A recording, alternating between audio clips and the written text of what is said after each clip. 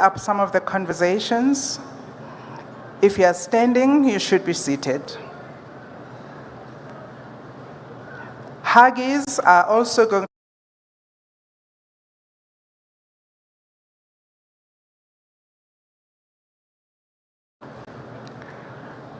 I have a group of people that are still not sitting. Going to do. The Electoral Commission is going to brief the nation on our state of readiness for delivering the elections on the 29th of May. Secondly, we are going to take you through the process for designing the ballot paper, and we are going to familiarize the nation with the thinking behind the design of the ballot paper. We are going to have a draw, which is going to determine who is going to be the party or the independent that is going to occupy the first spot on the ballot paper. Thirdly, we are going to invite political contestants to pledge to the Electoral Code of Conduct. They will be given just under 2 minutes to pledge to the code. I'm going to repeat that. Representatives of political parties will have less than 2 minutes to pledge to the code. I implore you, representatives of political parties, not to use this moment for political campaigning. If you do, we are going to be here for the whole day, and please don't make me suffer that injustice. So less than 2 minutes, you will pledge your support as required by law to the Code of Conduct. With those few remarks, may I invite all of you to please stand as we sing the national anthem of South Africa.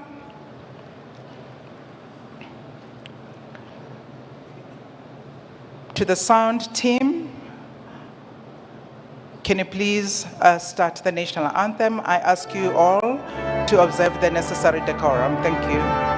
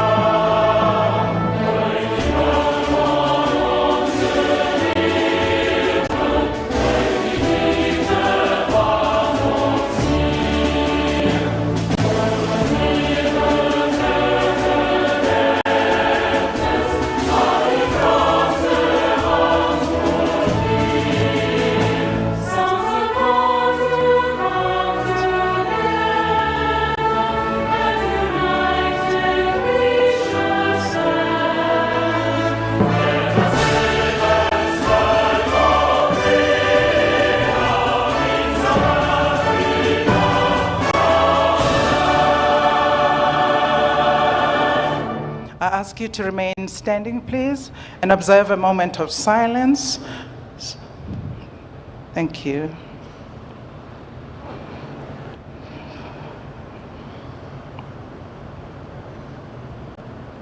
Thank you very much. You may be seated. May I please invite the Chief Electoral Officer of the Electoral Commission, Mr. Sai Mamabulo, to make his remarks, please. Sai.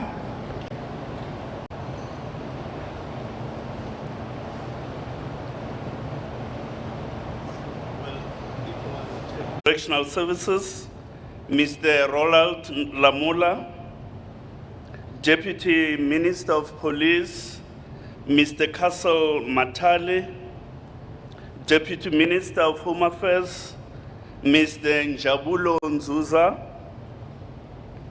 Deputy President of the Supreme Court of Appeal, Justice Paula Peche, esteemed leaders of political parties, former commissioners of the IEC, Dr. Brigalia Bam,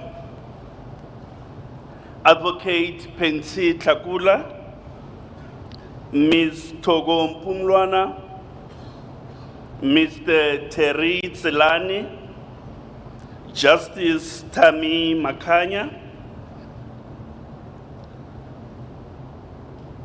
heads of our constitutional institutions, Professor David Musoma, Dr. Mbava, former senior leaders of the IEC, Professor Mandla Mqunu, Mr. Norman Duplessis, members of the Diplomatic Corps, Chairperson of the Board of the SABC, Mr. Katuchelo Ramukumba, Chairperson of the Municipal Demarcation Board, Mr. Thabo Manyoni, Director General in the Presidency, Ms. Pindile Baleni, heads of departments and directors general in our system of government, representatives of the AU here present, esteemed members of the executive, management, and staff of the Electoral Commission. Good morning, everybody. South Africa's democracy is 30 years this month on the 27th of April. As we commemorate the 30th anniversary of our democracy, it is vital to reflect on one of its abiding successes. That is, the conduct of regular, credible, free and fair elections underpinned by values of multipartism and universal adult suffrage as enshrined in our Constitution. Elections are a foundation to our electoral project. Elections foster legitimacy in governance. They foster legitimacy as well as electoral accountability. They foster political representation and macro-political stability and development. They are therefore part of our national character, for without which our democratic project is nugatory. Today, we stand before South Africa and her people to affirm our readiness to conduct an election which accords with constitutional yardsticks and international norms. We give this affirmation of readiness alive to the enormity of the challenge that rests on our hands. We stand ready to assiduously ensure that we do not let motherland down, for otherwise history will have a deleterious account of our charge of this task. This, ladies and gentlemen, is our readiness report. Following the proclamation of the election day by the President, we published an electoral timetable on the 24th of February. The timetable is an important statutory instrument that guides the performance of various electoral activities. It provides cut-off times for the performance of these important electoral activities.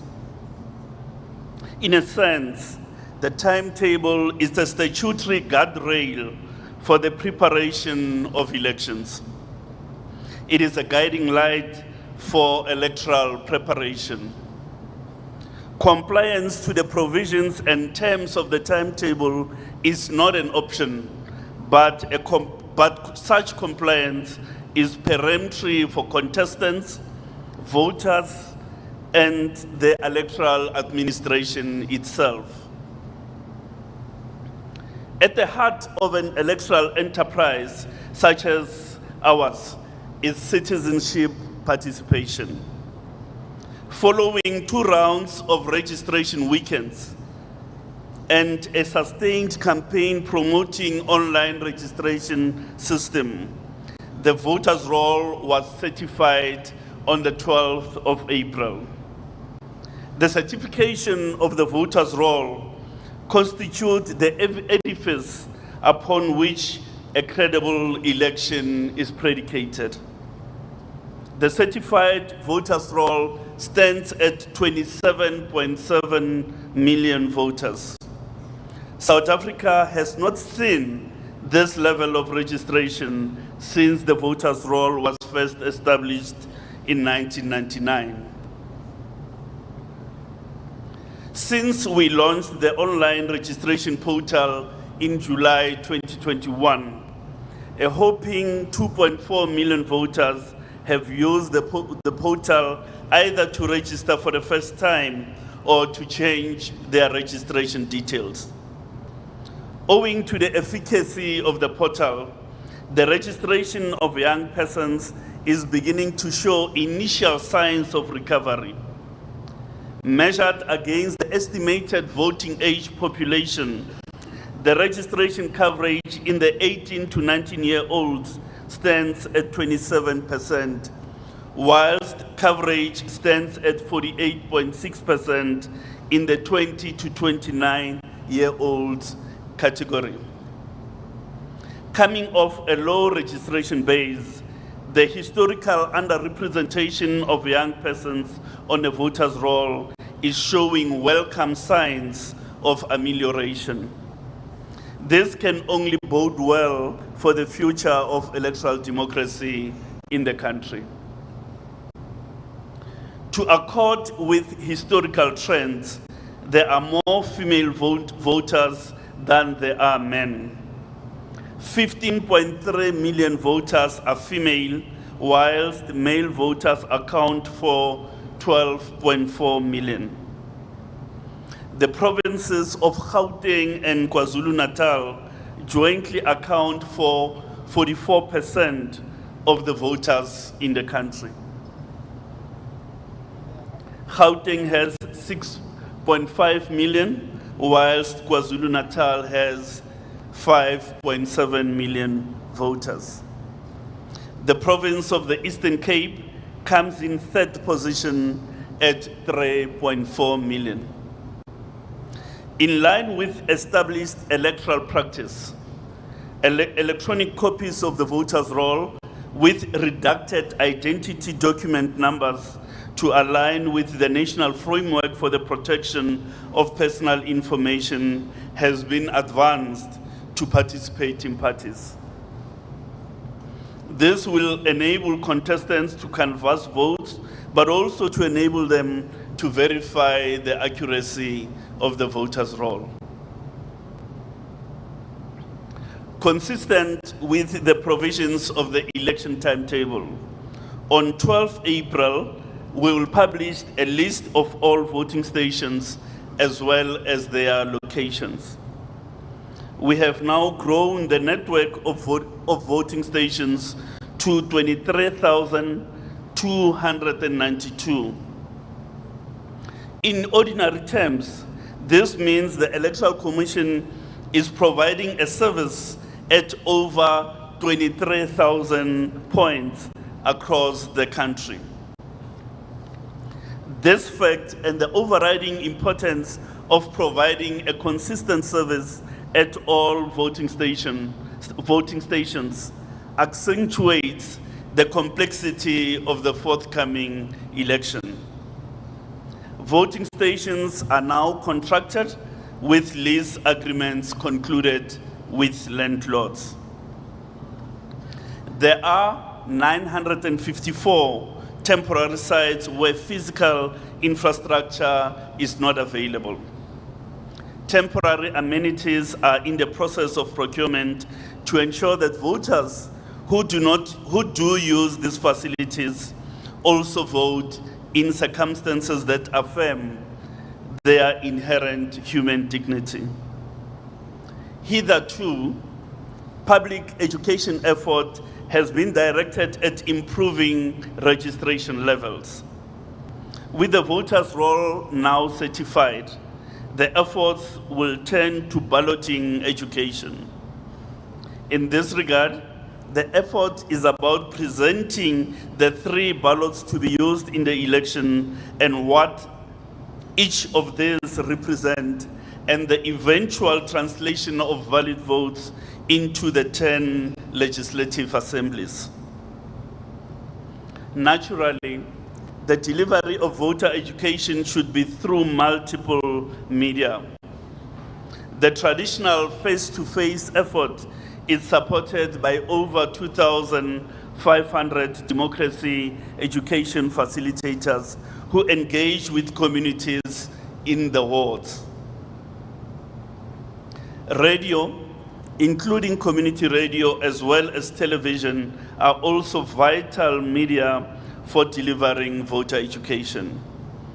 The frequency of our educational material will increase to ensure that every voter is reached before the election.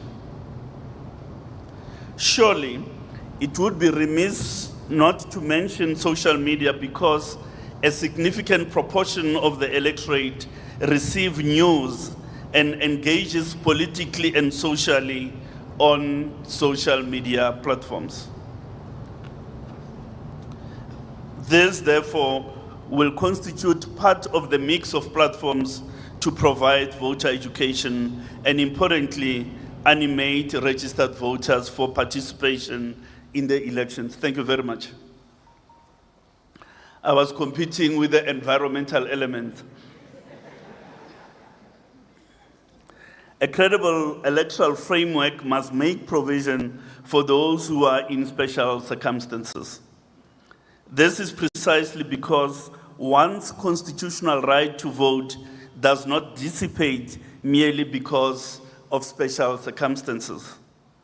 Thus, varied mechanisms to access special voting arrangements are availed to the electorate. Special vote applications for purposes of home visits and voting station visits will open on 15 April and close on the 3rd of May. Home visits are intended for those voters who are infirm or otherwise unable to travel to voting stations. Voting station special votes are for everyone who is unable to attend to their voting station on election day. Special voting will be conducted on the 2 days preceding election day. Furthermore, special votes will also be administered at diplomatic missions of the Republic. As matters stand, 58,000 voters have registered on the international segment of the voters' roll. These voters will be provided for at the diplomatic missions of registration. South Africans who are registered on the local segments of the voters' roll, but who may be temporarily absent from the Republic, have an opportunity to notify the Commission of their intended absence and the mission where they intend to cast their ballot. Such notifications must be lodged with the Chief Electoral Officer by the 22nd of April.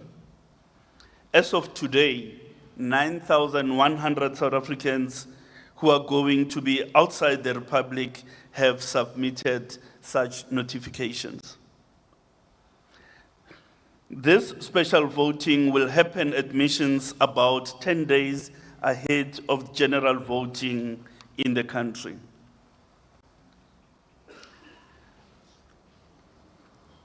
Furthermore, voters who will be outside of their voting station of registration do not lose their right to vote.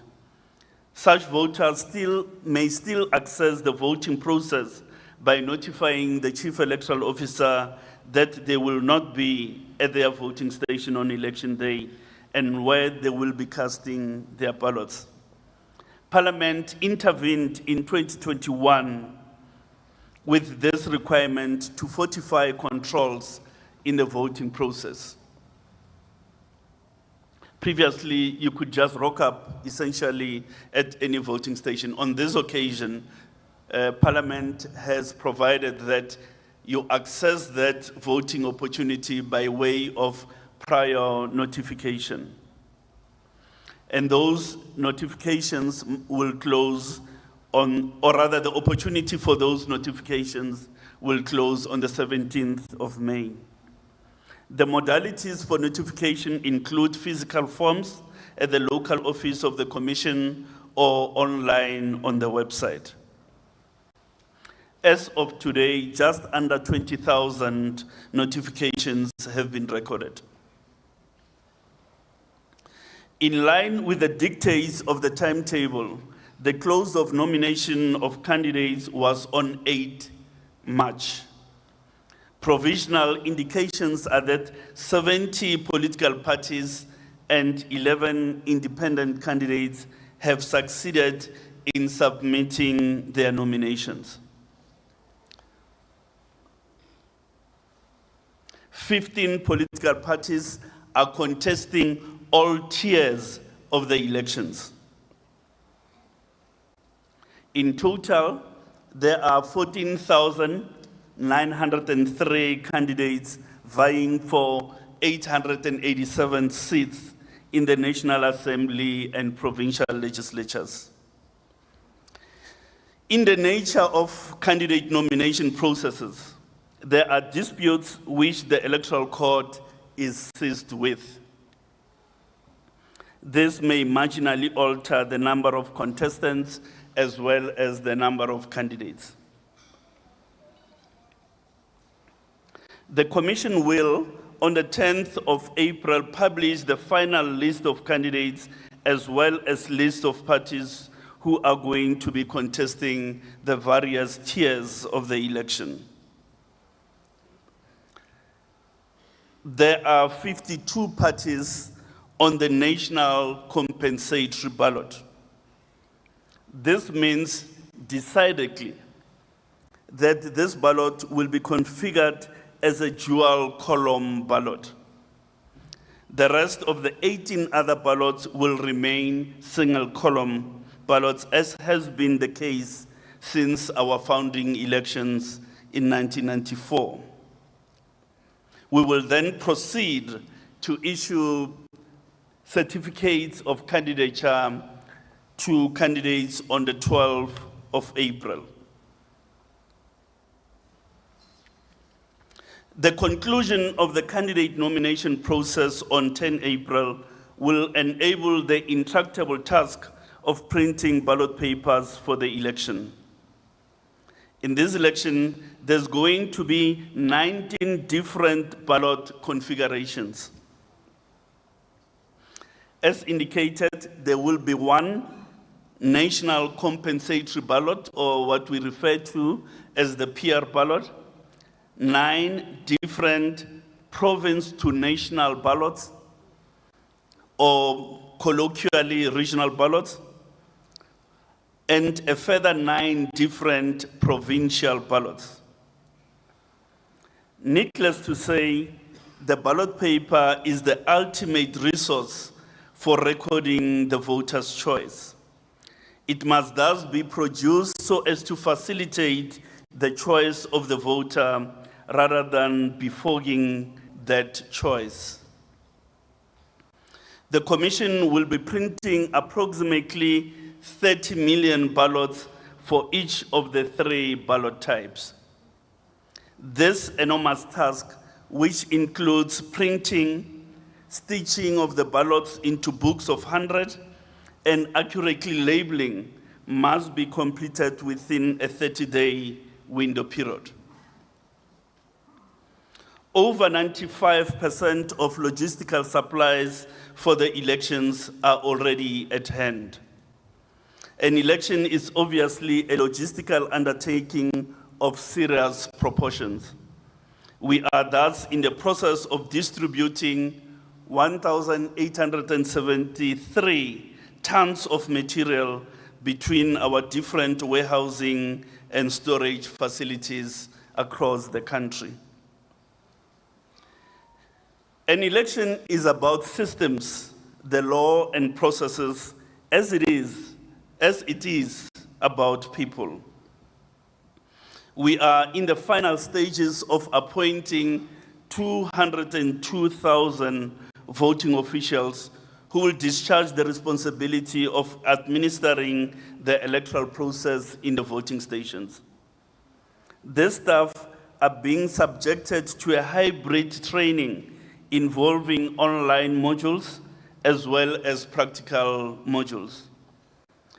Cumulatively, this training endeavor is intended that staff have an appreciation of the impartial execution of their responsibility as well as competency in administering the voting process.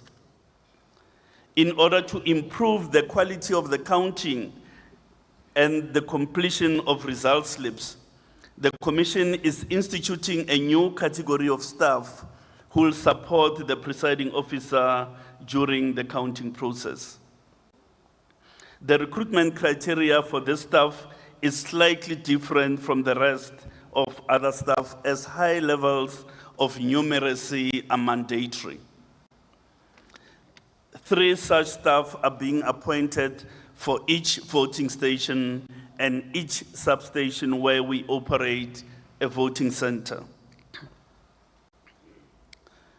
The media remains a key cornerstone of credible flow of information during the electoral process. We implore journalists and community reporters to report truthfully, ethically, and professionally without fear or favor. Let your news items promote electoral democracy and political stability in the country. The professional and ethical conduct of those in the media is even more important in these days of disinformation, misinformation, and other digital harms. We urge political role players to respect the vital role of the media in the information ecosystem. The safety of journalists is our joint responsibility. For without a well-informed citizenry, our desired objective of a credible election is rendered a nullity. We urge all citizens not to contribute to creation of stability by participating or perpetrating digital harms. Citizens, when they participate by distributing what is not true or factual or even verified, they perpetuate disinformation on their social media accounts. It is important to know that this may cause harm to other human beings and vitiate the credibility of the electoral process. This caution is even more apt for those of us in the service of the Electoral Commission. For every word we utter and every post we place has ramification for the credibility of the electoral process. So as members of staff of the Commission, we need to be absolutely circumspect in the manner in which we use social media platforms. Except that when Arsenal has won, you may post. More importantly, political contestants must not be the generators of false information that may cause harm to the credibility of the process. In conclusion, let us collectively uphold the ideals of democracy and demonstrate our commitment to credible and transparent elections. As leaders of political parties and as citizens, let us lead by example, fostering an electoral environment characterized by trust, integrity, and respect for all. For its part, the Electoral Commission commits itself to pronounce an electoral outcome rooted in the choices of the South African voters. As with any electoral contest, the choice of the voter is paramount. And it is that choice of the voter that the Commission commits to pronounce as an electoral outcome. Ke a leboga.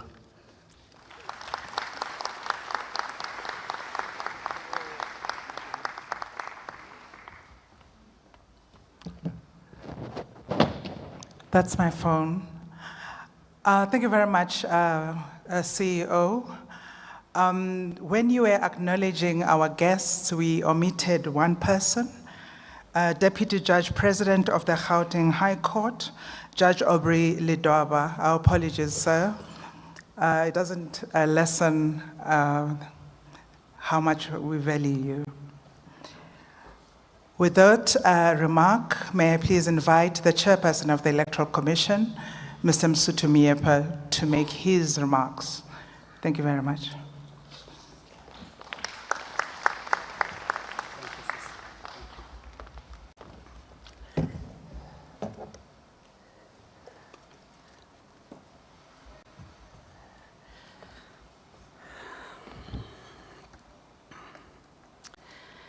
Thank you, esteemed colleague and program director, Dr. Nomsa Masuku.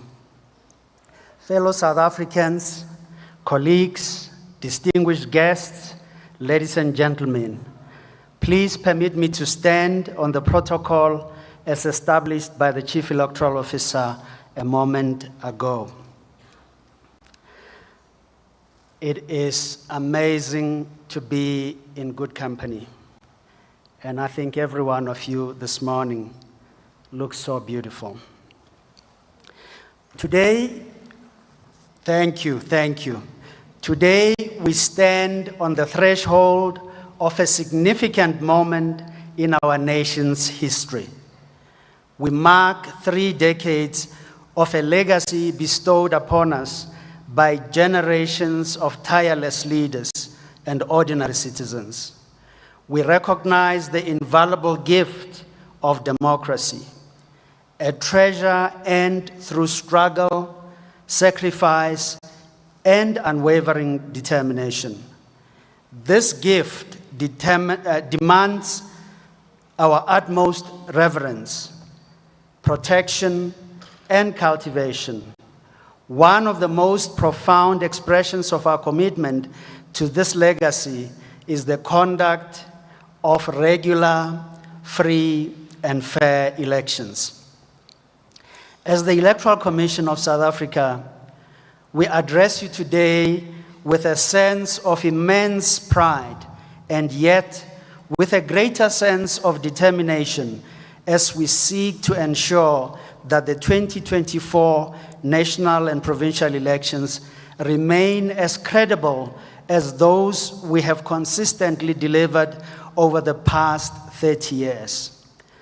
Our unwavering dedication to conducting quality elections has been instrumental in fostering the steady growth and confidence of our democracy here and further afield, even amidst the challenges posed by the global COVID-19 pandemic. With freedom comes great responsibility. The Constitution affords political parties, independent candidates, and citizens the freedom to contest elections for public office. However, this freedom carries with it a significant amount of responsibilities. Our founding leaders foresaw this and enshrined these responsibilities of political parties, independent candidates, and all contestants in the elections, but joined also citizens in various statutes to keep their conduct in alignment with our pluralistic society's vision. Today's ceremony holds profound significance as we address leaders of political parties, candidates standing in these elections, and those that are represented in our various structures of political liaison. We ask them to stand tall even as they pledge their allegiance to the code for these forthcoming elections. This code that we are going to have pledges made to provides the framework for conduct that is consistent with the vision of our democratic forebears, who envisioned a society at peace with itself and all its constituents. It is a statutory instrument for realizing free and fair elections, requiring profound political leadership in its observance and in truly living the letter and spirit of this code. As leaders, we bear the responsibility of guiding our nation towards a vision of peace and tranquility, one that will bring to our nation great success and dignity. While the leaders present here today represent a fraction of the 325 political parties contesting elections, each party, regardless of size, representation, as well as the independent candidates participating, must adhere to the code that is prescribed. They must commit to the principle of free expression and democratic debate. They must recognize the authority of the Commission in the conduct of these elections. Beyond adherence to the code, parties, candidates, citizens must alike actively promote the awareness of this code and support efforts to educate voters. Furthermore, certain behaviors such as inciting violence, intimidation, spreading false information, or abusing positions of power are strictly prohibited and must be met with swift accountability measures. Distinguished guests, ladies and gentlemen, upholding the provisions of the Electoral Code of Conduct reinforces democratic values such as tolerance, respect for diversity, and the peaceful resolution of disputes. These values are essential for the functioning of a healthy democracy and the fostering of trust between citizens and their elected representatives. We know that political violence and intimidation can undermine the integrity of the electoral process and deter citizens from exercising their right to vote. By complying with this code, political parties and the candidates help prevent such incidents and contribute to a peaceful electoral environment that is conducive for the holding of these elections. The Electoral Code of Conduct also aims to ensure that all political parties and candidates have equal opportunity to campaign and to communicate their messages to voters. Violations of the code, such as unfair campaign practices or discriminatory behavior, can distort the electoral playing field and undermine the principles of equality in the electoral process.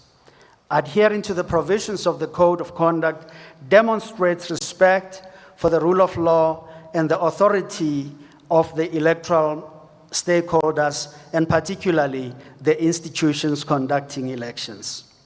It reinforces the principle that all actors in the electoral process, including political parties, are bound by legal standards and are accountable for all of their actions. The conduct of all contestants has a direct bearing on the legitimacy of election results. Violations of the Electoral Code of Conduct can cast doubt on the legitimacy of election results and lead to disputes and legal challenges. This is something we've got to be circumspect about. By complying with the code, political parties help ensure that election outcomes are accepted as legitimate by all stakeholders, thereby contributing to political stability and cohesion in our land.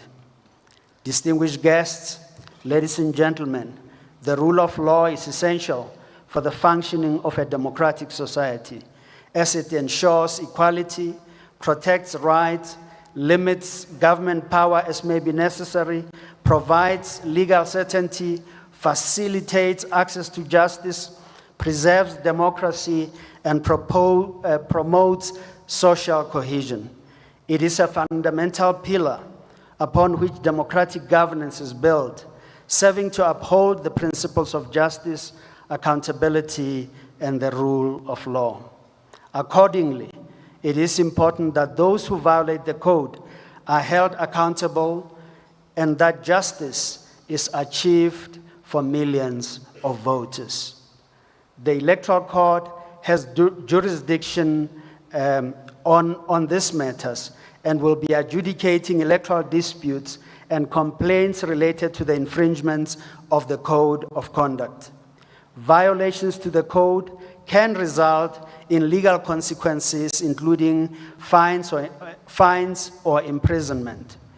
Adhering to the code reduces the likelihood of facing such penalties and reinforces the accountability of political parties and candidates.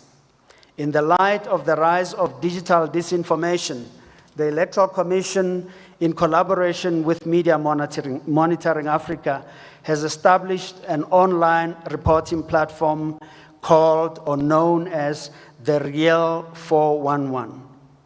This platform seeks to address instances of digital disinformation during these upcoming elections.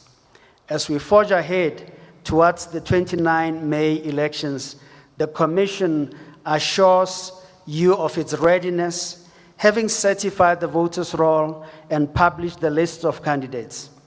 With a breaking number of candidates and an unprecedented number of voters enrolled on the voters' roll, as the CEO indicated, we are poised for an exciting election in our time. We must take every opportunity to make that election as credible and as peaceful as possible. I implore all participants to uphold the integrity of our democracy, respecting the rules set forth in the Code of Conduct and ensuring that a conducive environment for campaigning is attained. It cannot escape all of us, and it cannot be in the name of some of us. In closing, I urge all South Africans to cooperate with the Commission and its officials at every polling station and exercise restraint in ensuring that every voter has the possibility to vote in dignity, with their rights protected, with pride as we celebrate 30 years of our democracy, and a great sense of responsibility to the future we owe to generations behind us. Our democracy is in our hands. Let us cherish it. Let us protect it and let our voices be heard through the ballot box. It is our democracy. Let's own it. I want to thank you, and I want to reiterate what we sang even as we prayed this morning. May God bless South Africa. Nkosi sikeleli Africa. Thank you indeed.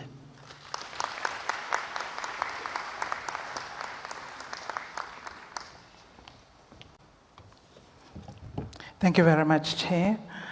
To my fellow commissioners, I didn't introduce you. I hope you don't feel slighted by that omission. The nerves of quieting this august room made me forget to introduce you. Let me quickly just tell everybody who your commissioners are in case you've forgotten. The chairperson of the Electoral Commission is the one that has just vacated the podium, the lectern, and sat down. The vice chairperson of the Electoral Commission is Ms. Janet Love. Janet? Thank you. There is, thank you, as the law requires, the commission has to have a judge, and that judge is Judge Daya Pillay, judge. And then there is Commissioner Glenton Vumamashinini, who is also a commissioner. And I am the fifth one, who is also your continuity announcer. Oh, and my name is Nomsa Masugu, as they are telling me to tell you. And then, of course, the Chief Electoral Officer, you already know him, but let me not assume he's Simon Mabulo. You see him every time. You know him because he's got bloodshot eyes. He never sleeps. So there we go. That's how you know who you're dealing with. Thank you. We have taken a bit of a departure from past practice in such ceremonies. Because of the change in the electoral system. I have been asked to read to you the thinking behind the design of the ballot paper. It will sound a bit heavy, but it is English. I will try as best as I can to read in such a manner that you can understand. And I'm sure that our team are going to place those principles on our website should you need to refer to them. This is important, ladies and gentlemen, because it is usually a source of angst for the Electoral Commission, how we decide what the ballot paper looks like, and also how we decide who makes it on the first board. So here we go. Section 68 of the Electoral Act provides in peremptory terms, that is not open to appeal or challenge, terms that the Commission must determine the design of the ballot papers to be used in an election. In order to guide its exercise of these broad powers, the Commission has developed a policy setting out, among others, the principles that will inform ballot design. When the Commission designs the ballot paper, its foremost occupation is how to make it as easy as possible for the voter to identify the party or candidate of his, her, or their choice. The Commission seeks to facilitate the selection of that party or candidate with confidence and to minimize the risk of miscast or spoiled ballots. How does the Commission achieve this? By doing three things, and these three things are as follows. The first is by enhancing the legibility and accentuating distinguishing features between and among political contestants on the ballot. Secondly, by using visual cues to help voters to confirm their candidate or party of choice. In ballots that have both political parties and independent candidates, the contestants will follow one another alphabetically on the basis of party name and surname, and in the case of an independent candidate. The preference of the Commission is to have parties and contestants set out one after the other in a single column. As the CEO has said earlier, this is the case with 2 ballot papers, but not 1 out of the 3. Even with the best intentions, the ballot in respect of compensatory seats, the PR ballot, in the National Assembly could not accommodate parties in a single column ballot. So, for the first time in national and provincial elections, a ballot with parties set out in double column will be in use. In order to dispel perceptions of partiality, the top spot on the ballot is determined by a draw. We are going to have the draw after I finish here. The names of the 52 parties contesting the compensatory seats in the National Assembly will be placed in a transparent bowl. It is already there. A party whose name is drawn first will be placed first on the ballot. All other parties will follow one after the other in alphabetic sequence determined by the top party. There are established instances of parties that have identifiers that are similar and appear on the ballot very close to one another and thus causing confusions. In order to help voters, we will try and separate this in the following way. In this instance, a secondary draw will be held to separate the parties while still retaining them within their alphabetic cluster. The party that draws a higher number will retain its position in the alphabet cluster, while the party that draws a lower number will be moved from its sequence in the alphabetic cluster to achieve the separation of parties. In the event that one of the parties will likely confusing identifiers wins the top spot draw, the other party with likely confusing identifiers will be moved from its sequence in the alphabetic cluster to achieve separation without the secondary draw. This logic will be repeated with ballots for the regional seats in the National Assembly and provincial legislature ballots. In English, we are going to have a draw right now, and in the event that, as a result of that draw, we have political parties that have similar identifiers, we will conduct a secondary draw. When that happens, I'm going to ask the Deputy CEO of Electoral Operations, Mr. Masego Shiburi, to please come and help me. Before I start, there's one person that I forgot to acknowledge, and I was asked to remember him is the Deputy Minister. Yes, I apologize, sir.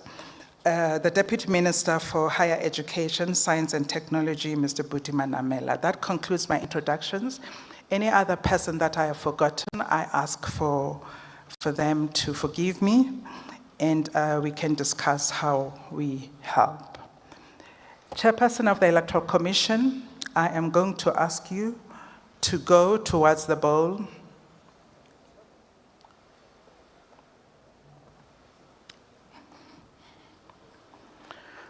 And to conduct the draw. Colleagues, can I please ask somebody to help the chairperson so that he doesn't drop the bowl? Chair, please take the bowl, shake, shake, shake. The bowl, chair, or your hand inside, shake, shake, shake. Shake, shake, shake, some more chair with confidence, there we go. Shake, shake, shake. No. Really? Okay. Okay. I didn't say you must pick first. You'll have to shake again. Shake again. Shake, shake, shake. Shake, shake, shake. This is to allow those who are taking pictures to convene, please. Okay? Take one ball, chair. Just one. Read it you are going to read it.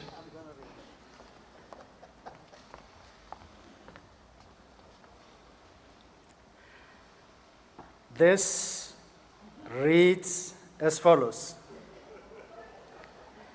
Independent Zaki Ahmad.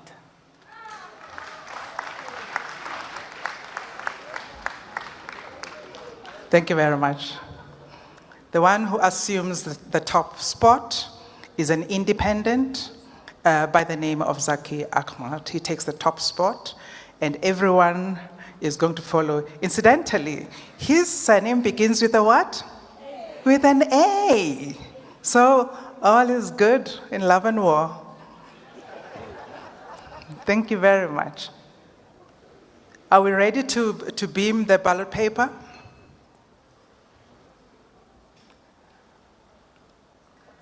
No. Talk to me, DCO.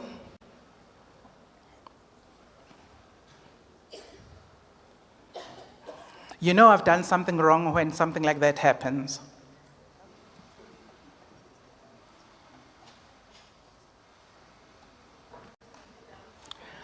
Okay. Here's the good news. Apparently, independents were not supposed to be in the bowl. So, they are in the bowl. So, Chair, I invite you to do another shake, shake, shake.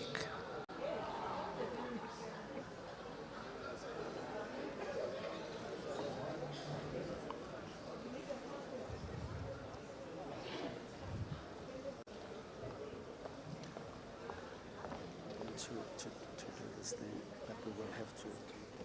Yes. Yes.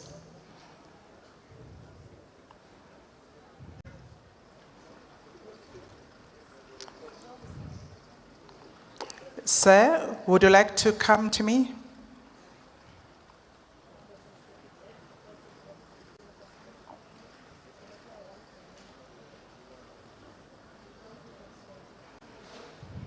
Please draw.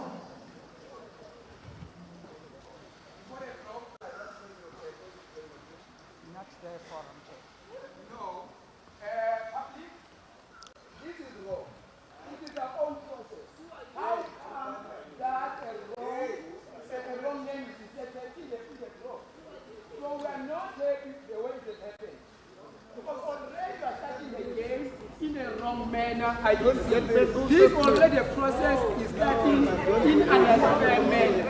Thank you, Chair. Thank you so much, Sir. You are correct. The independents were not supposed to be on the bowl. Point taken. We thank you very, very much. Chair, please draw, please. Make sure it's a political party, please.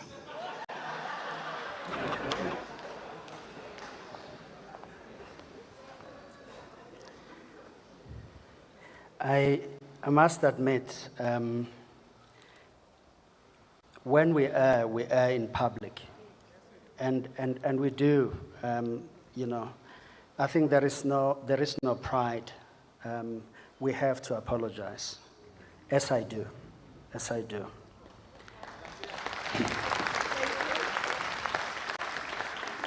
I thank you for your understanding. My left hand picks up A's all the time.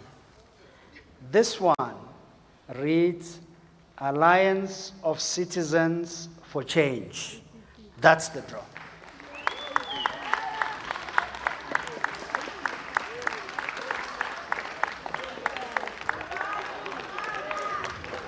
Are we able to generate? Okay. The first spot is going to go to Alliance of Citizens for Change. It's an A once again. May you please generate the ballot paper? There it is. Despite the dampener, please, may I have a round of applause? There's the ballot paper.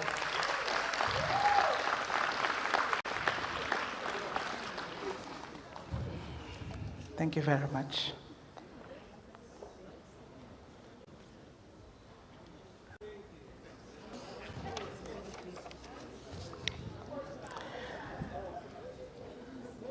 Having drawn the ballot paper, DCO, may I please confirm that we don't have political parties that have similar identifiers? Do we need to go for a secondary draw? Okay. We are going to go into the small bowl in order to separate those political parties with identifiers that are similar. Please, Commissioner Mashinini, it's a small bowl.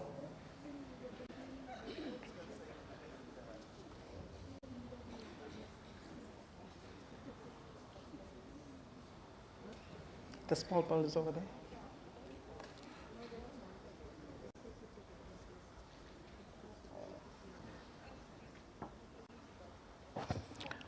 It is small, that's for sure. Shake, shake, shake, please. Shake, shake, shake. Shake, shake, shake. And then draw.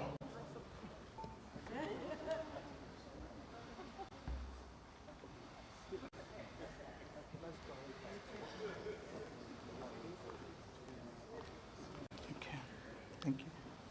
So I must call them? Okay. AIC and the ANC, please. May I ask you to go to the small bowl and pick a number. Whoever chooses the higher number is the one that is going to move. ANC and AIC.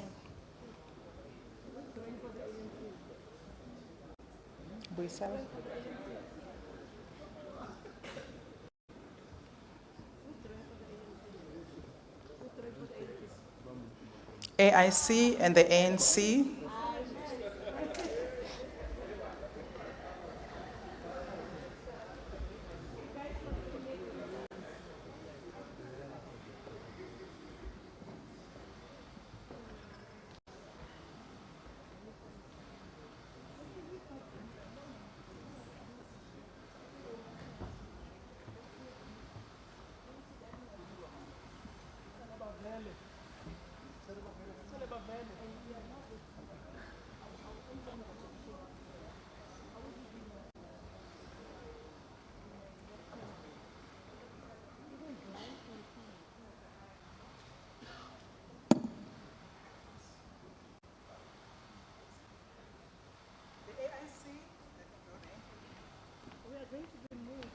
The AIC has got the higher number, so the AIC will retain its spot in the list that we showed you before, and the ANC will be ordered elsewhere.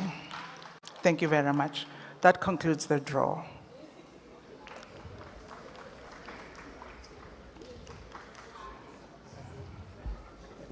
Take a deep breath, and we move on to the next section.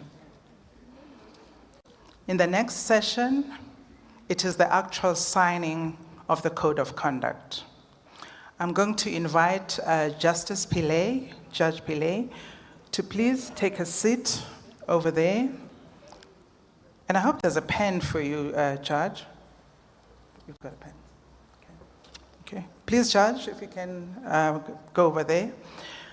I am going to call 5 political parties at a go.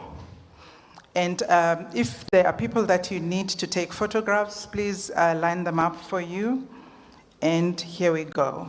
The first 5, Abantu Batu Congress. The second, Able Leadership. The third, Action Alliance Development Party. The fourth, Action SA. The fifth, Africans Reclaim.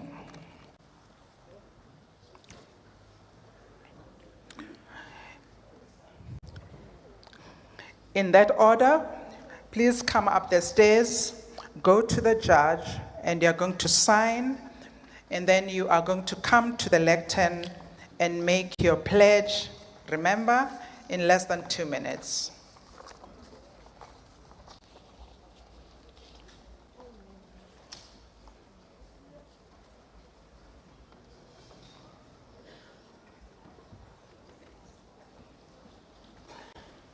Thank you.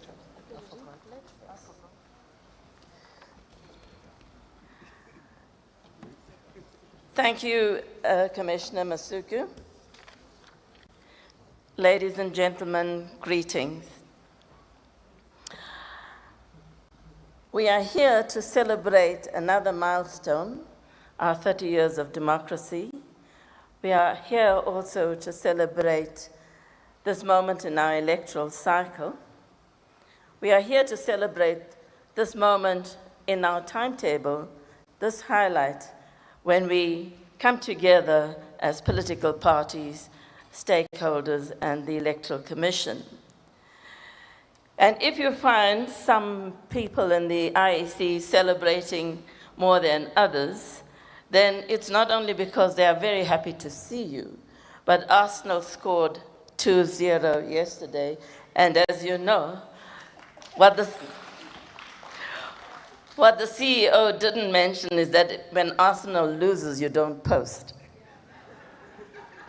But this is also a very solemn occasion. It is an occasion when the political parties and the independent candidates pledge to the public their promise to conduct and help the IEC conduct these elections so that they are free, fair, and inclusive.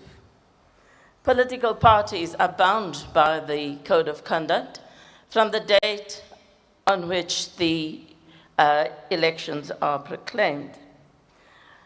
As you know, violation of the code attracts penalties, some possibly as little as a warning, but the ultimate price of having your party registration cancelled. And with that, please allow me to read the pledge that the political parties who are going to be lining up here shortly will promise to fulfill. The preamble to the pledge proceeds as follows. 1, we accept that the elections require an environment where there is free political activity, where all political parties are able to canvass support without fear or hindrance. 2, we recognize that democracy development in our country partly depends on the ability of voters to hear different political opinions and thus enable citizens to exercise the franchise on an informed basis. 3, we note that free and fair elections is the only legitimate basis on which the authority to govern is derived. 4, we acknowledge that the Electoral Commission is mandated to ensure free and fair elections of legislative bodies. We further acknowledge that the political parties and candidates participating in the 2024 national and provincial elections are obliged to observe all provisions of the Electoral Code of Conduct, which is binding on those participating parties, candidates, members, and supporters. The statement of commitment that they make reads as follows. The political parties and candidates gathered on the 4th of April 2024 at Gallagher Estate, Gauteng, commit themselves to uphold the underlying values and conduct required by the Electoral Code of Conduct and to which they hereby pledge to adhere to. They further pledge, 1, to lead their party in a manner that will reinforce a culture of tolerance towards all other parties and candidates contesting elections. 2, to effectively counsel and advise all candidates on their party lists so that each candidate will in turn propagate a message of maximum tolerance. 3, to publicly promote the eradication of no-go areas for the political campaign by political parties and candidates. 4, to desist from using speech or from participating in actions which will have the effect of provoking either parties and candidates, supporters, or members of the general public to commit acts of intolerance or take other inflammatory actions. 5, the participating parties and candidates will work together to achieve the objective and goals of the Code of Conduct. Thus signed at Gallagher Estate this day, 4th of April, 2024. To underscore this commitment, as the leader of the political party and contesting the national and provincial elections 2024, we, the political parties and candidates, recognize that South Africa is a democratic and constitutional state premised on the principles of regular elections and multi-partyism. That is the pledge that political parties and independent candidates will be taking this morning, and I will take my seat there and I will make sure that they sign the pledge. Thank you very much.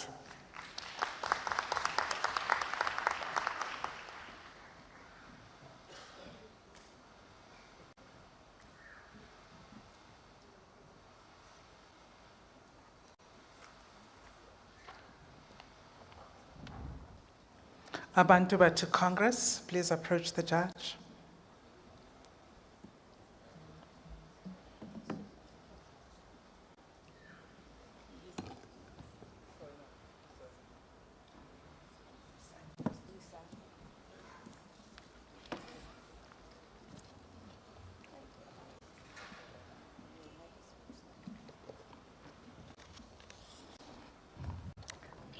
Less than 2 minutes, sir, please.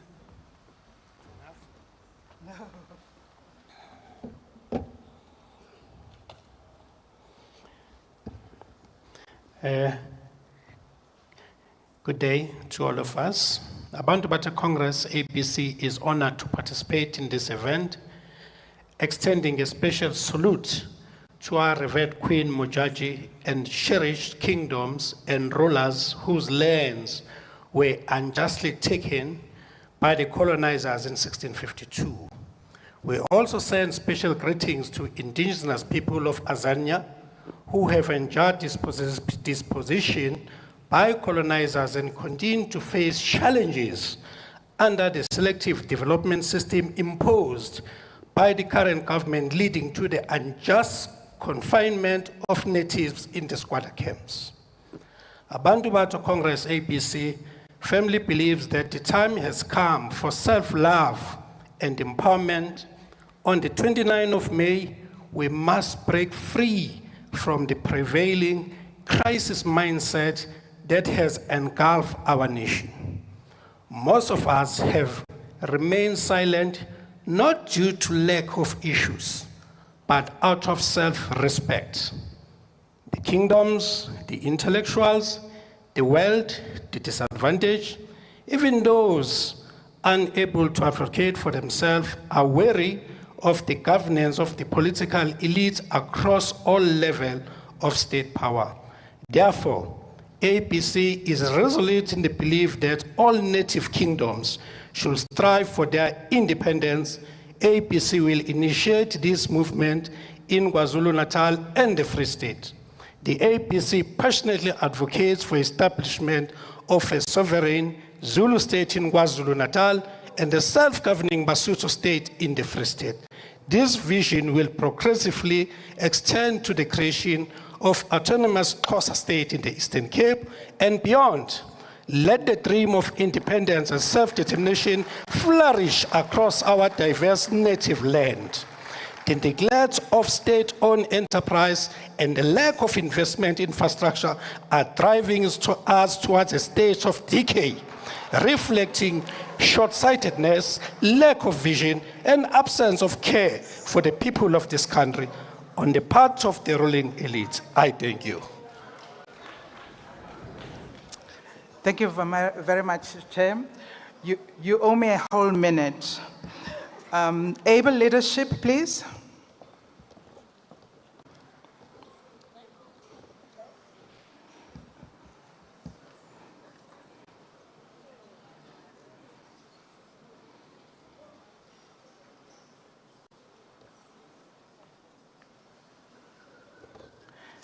Less than 2 minutes, sir, please.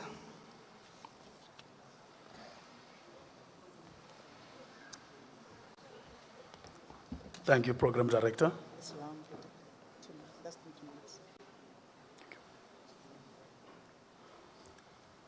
I stand right here, standing in the boots of our leader, Dr. Tinyiko Kosa, in his absentia, as I stand as a deputy president.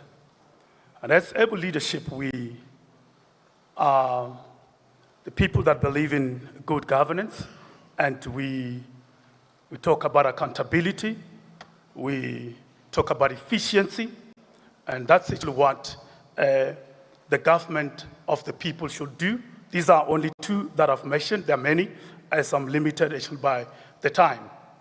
As able leadership, we take this opportunity for all political parties to come here and sign the Code of Conduct. That's very important because we are starting to see the change in South Africa where politics is getting down even into the grassroots, where people start to understand that a political party should not have the place where others do not have the place in their place.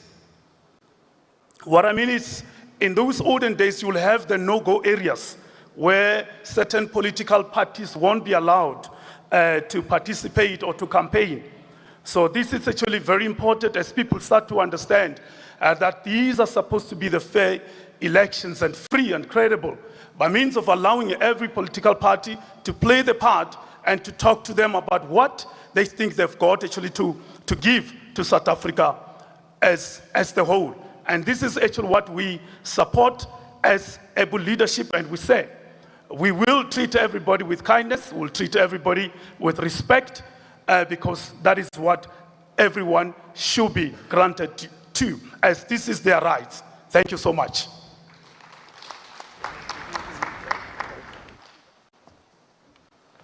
Thank you very much, sir. Action Alliance Development Party, please.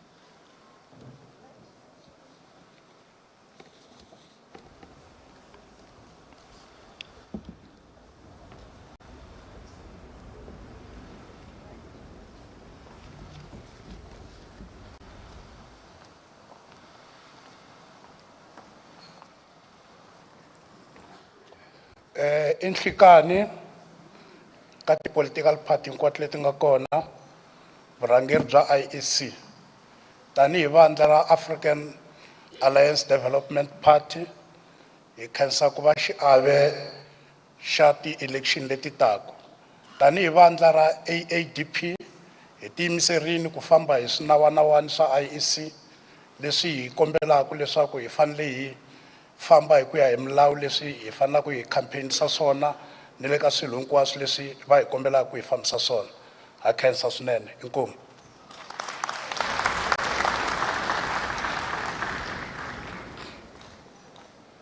Thank you very much, sir. Action SA, please.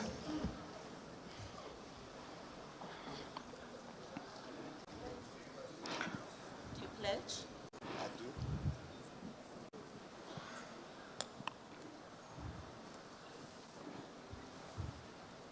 You got it?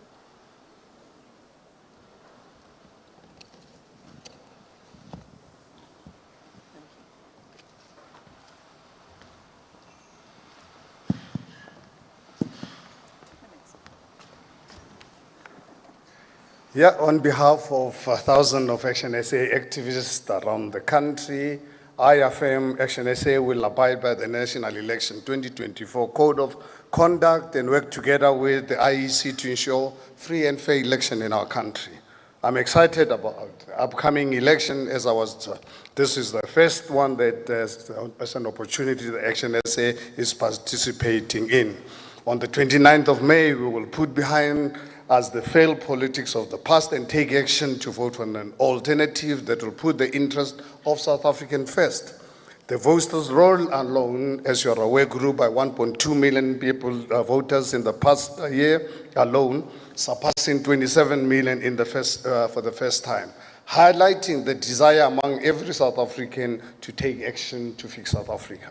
Action SA looks forward to taking action alongside millions of South Africans who loved our country to fix it in the weeks ahead. But we remain vigilant to ensure that the rights of voters are always protected as required by legislation. It is only through taking action that we can fix South Africa. And alongside millions of South Africans, we will take action at the ballot box on the 29th of May, 2024. I thank you.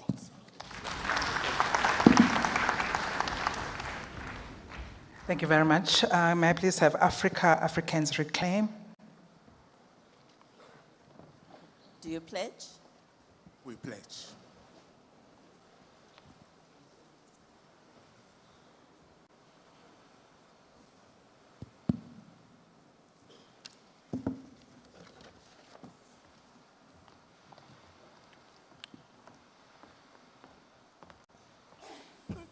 Thank you very much.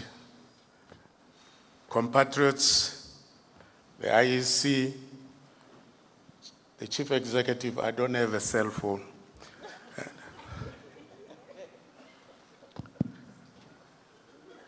Compatriots, we, Africans Reclaim, AAR, stands here today to tell you that we are an organization which understands the problem we face in our country, who understands the nature and magnitude of the problem.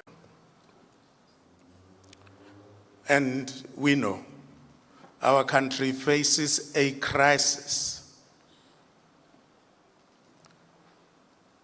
And history teaches us that no crisis can be sorted out by anything except a well-designed and considered plan. History teaches us that you cannot go out and promise without a plan. AAR, therefore, tomorrow on the 5th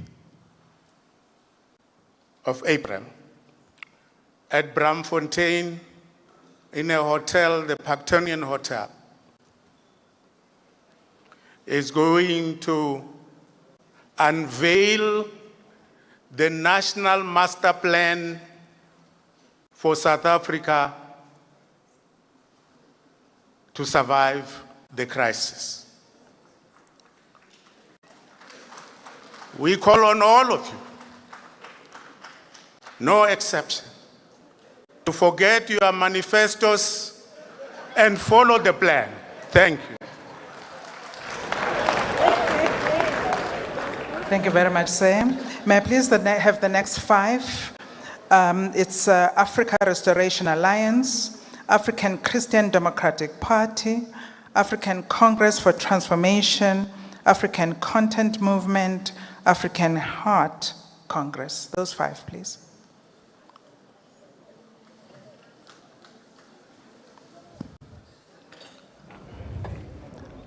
Africa Restoration, let's go first. Alliance.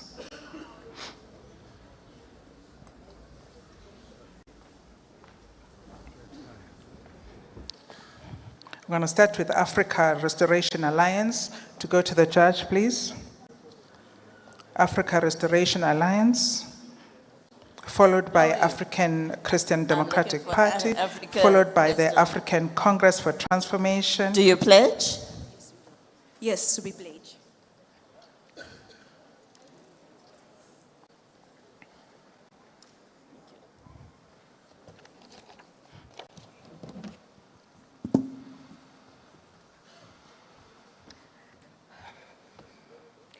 I would like to greet each and everyone here today, each and every political party and also the Electoral Commission. As a representation of ARA today, we hereby pledge to uphold the ethics in this country.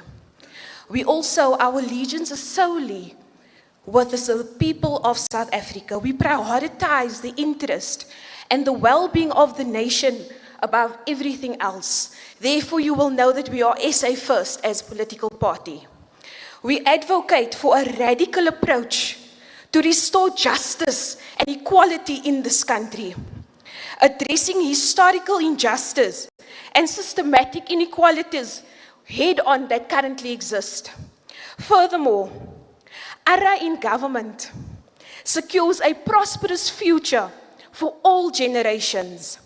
As ARA, we reject the status quo, mediocrity, and we demand progress in our country and systematic inequalities to be eradicated. Thank you so much.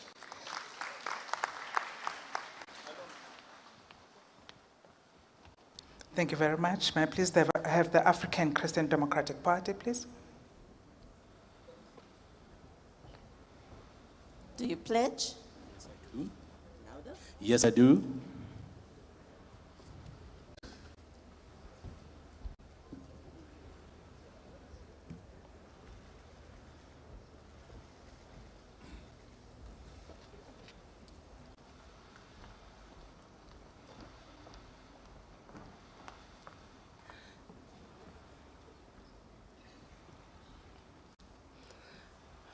Program Director, Dr. Masuku, IEC Chairperson, Mr. Musutu Moepja, and all other esteemed IEC commissioners, leaders of political parties, members of the media, ladies and gentlemen. It is my honor and privilege to pledge on behalf of the African Christian Democratic Party that we will abide by the Code of Conduct in all activities related to the 2024 elections. It is natural for the ACDP to agree to sign a Code of Conduct because we believe in public order and exemplary conduct. We acknowledge that one of the obligations of the Code is that political parties should publicly commit to uphold and promote the provisions of the Code of Conduct, which we are doing today. The ACDP is of the opinion that at the top of our Code of Conduct should be respect, which has to be observed by all at all levels. The first level should be respect for God. Secondly, respect for self. Thirdly, respect for one's neighbor, meaning respect for other people. And lastly, respect for property and infrastructure. In conclusion, I want to echo the words of the IEC CEO, who encouraged us all as a collective to commit ourselves to uphold the ideals of democracy, and to this, the ACDP commits. Thank you.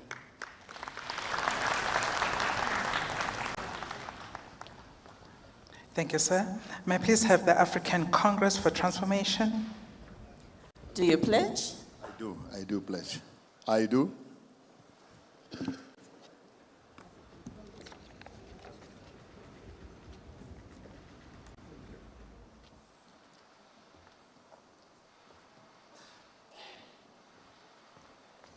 Re ke le dumedise kaofela ke hlomphele IEC rona re le mokgatlo wa ACT African Congress for Transformation re a itlama hore re tla sebetsa mmoho le mekgatlo yohle ho etsa bonnete ba hore ho na le botsitso dikgethong tsena tse re leng ho tsona obane ba tlileng pele ba elwanetseng tokoloho ba lwanetse freedom of association, freedom of speech, freedom of choice.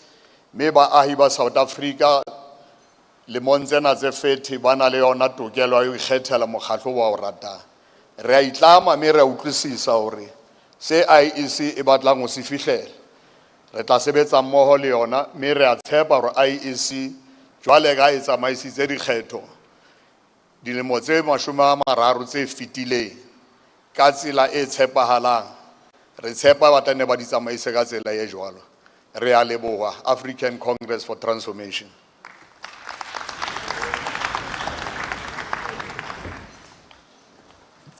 Thank you, sir. May I have the African Content Movement, please?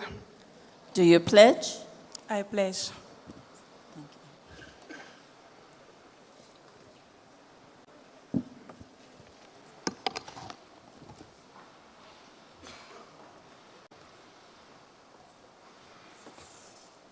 Ha ke dumedise batho bohle ba bokaneng tsatsing le ka kwano. Ke lebitso ke ntswa ke Makgalemele, hereby representing the African Content Movement President Hlaudi Motsoeneng, who was unfortunately could not join us today. Chairperson, as the African Content Movement, we pledge to respect and abide by the IEC Code of Conduct. And we also plead to South Africans to vote for changes in the upcoming elections. We all know that under the leadership of Hlaudi Motsoeneng, the SABC all people were being taken care of, and he then implemented the 90% local content. He was then taken for granted for that. As we speak now, the artists tsa ba rona tsa South Africa, they are suffering. Ke nako jwale ma Afrika Borwa hore ka di 29 tsa May re etse a wise decision. E se le nako e telele re phela ka tlasa mmuso wa kgatello. Future e matsohong a rona. Ke a leboha.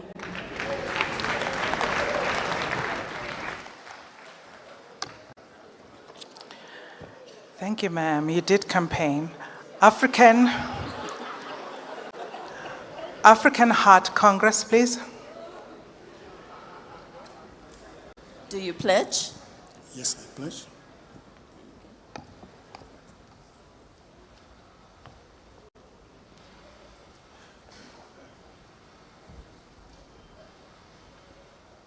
I didn't shake.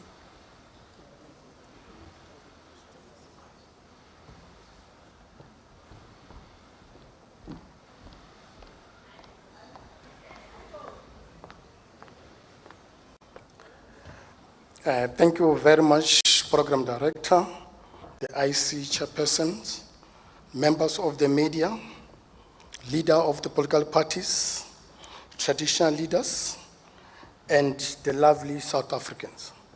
I, the President Moloko Mpolobosho of the African Heart Congress. The heart. Touch the heart.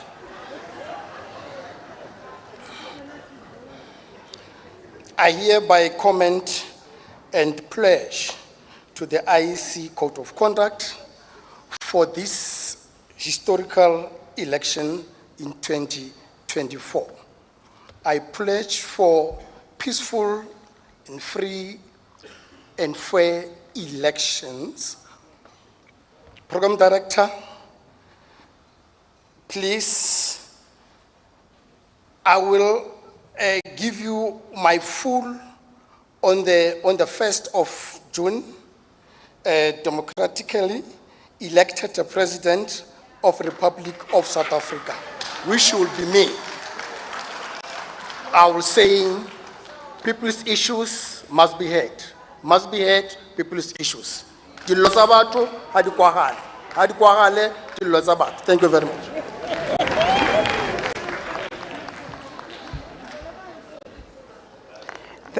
Thank you, African Heart Congress. You did campaign. May I have the following 5, please? The African Independent Congress, the African Movement Congress, the African National Congress, the African People's Convention, and the African People's Movement. Let's go. African Independent Congress, come first.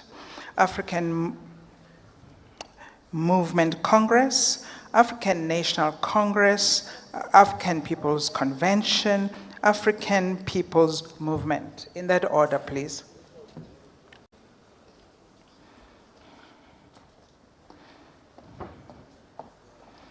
May I please prime the following: African Transformation Movement, Al-Jamaa, All Citizens Party, Alliance for Citizens Change, Allied Movements Do you Change. pledge?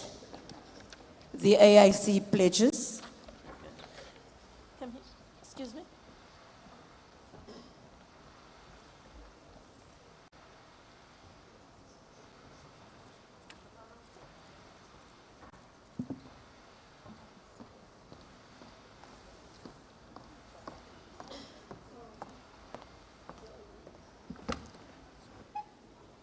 Program Director, leaders of political parties, but most importantly, the electorate.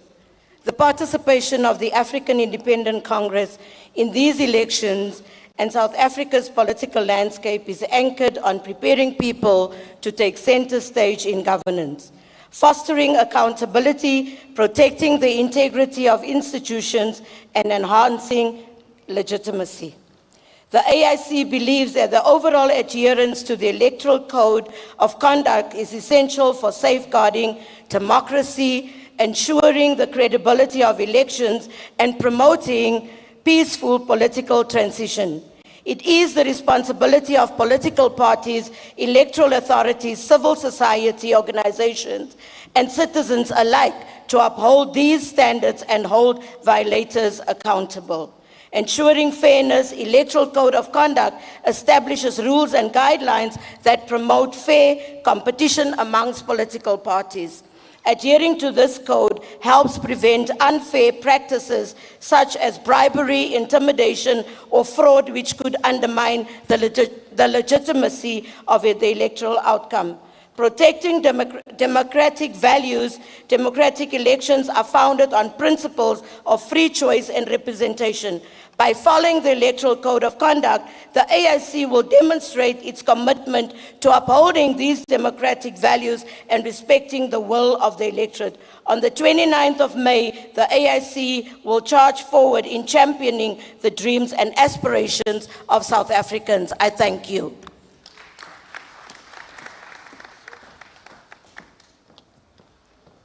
Thank you very much. African Movement Congress, please.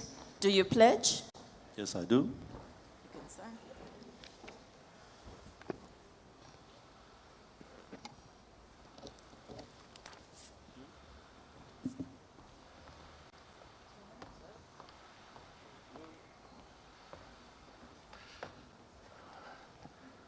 My name is Roy Mudley.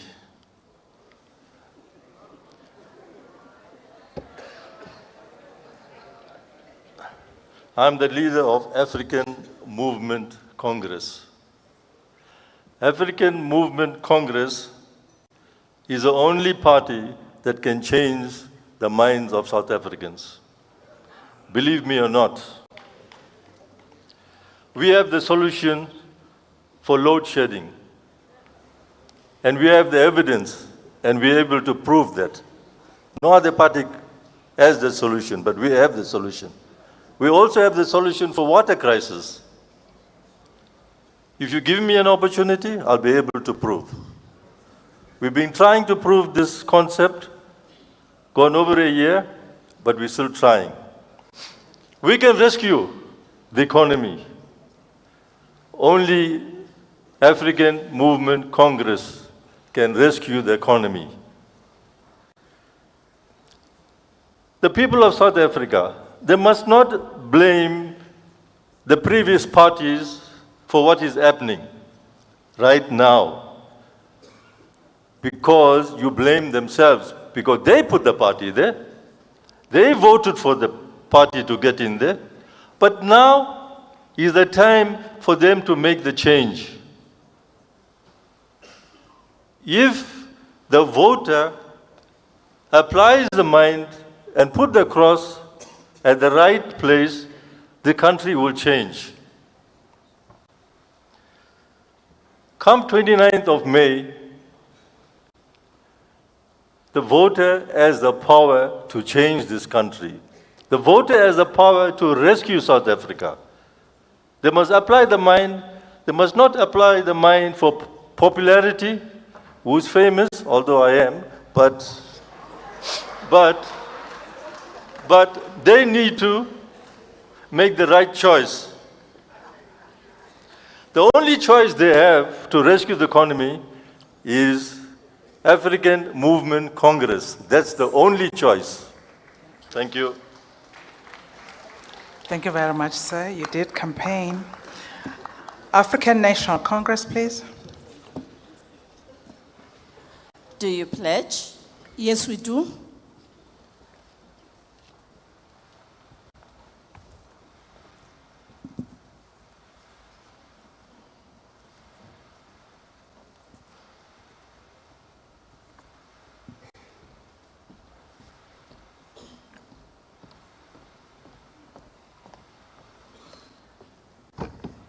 Thank you very much, Program Director, Chairperson and members of the IEC, leaders of political parties, fellow South Africans.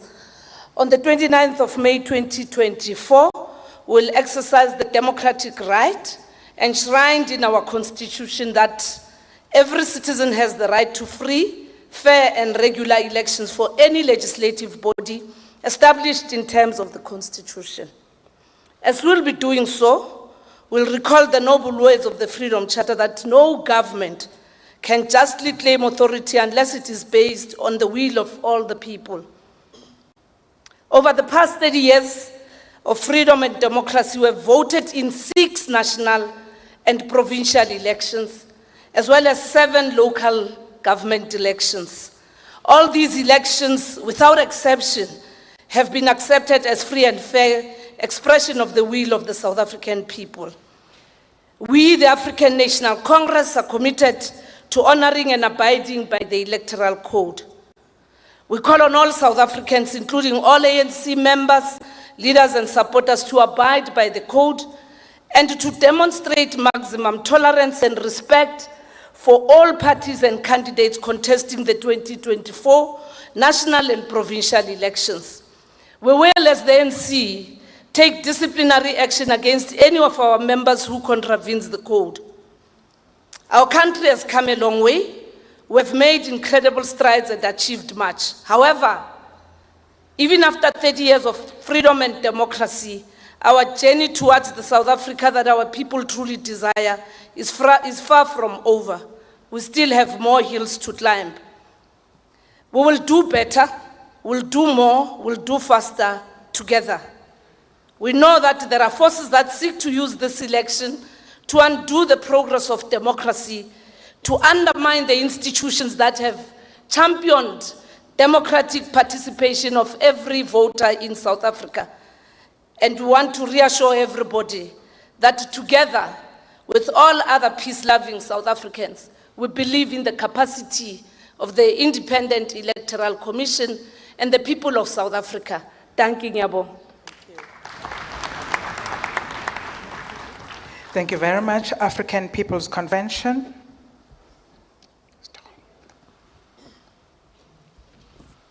Do you pledge? Yes, I do. Thank you.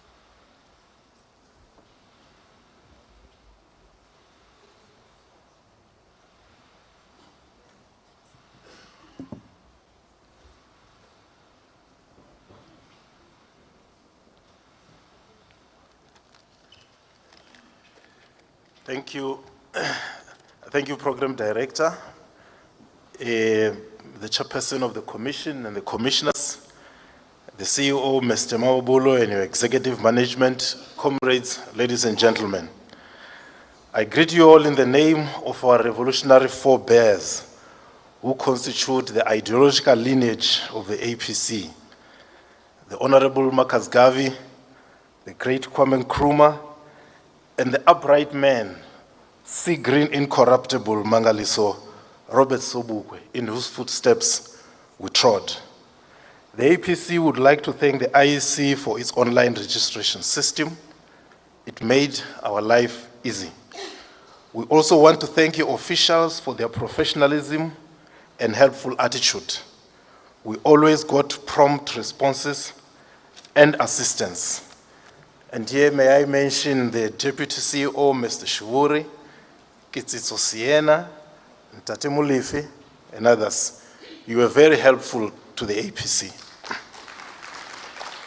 The APC commits to abide by the code as we have always done. We commit to lawful and ethical campaigning. We will not lie, for we respect the people. We will not slander others, except in ideological and policy contestations. However, the IEC has an obligation to deliver fair and transparent elections. The gray areas remain the voting station and local municipal office levels. This is where numbers are generated, and there is need to ensure that the will of the people is reflected and not manipulation and cheating. The APC is ready for the elections. We continue to do our work without apprehension. We know that victory belongs to the men in the arena, and the APC is in the arena. I thank you.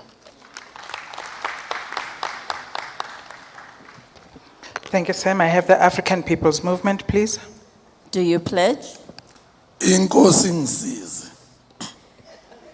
Thank you.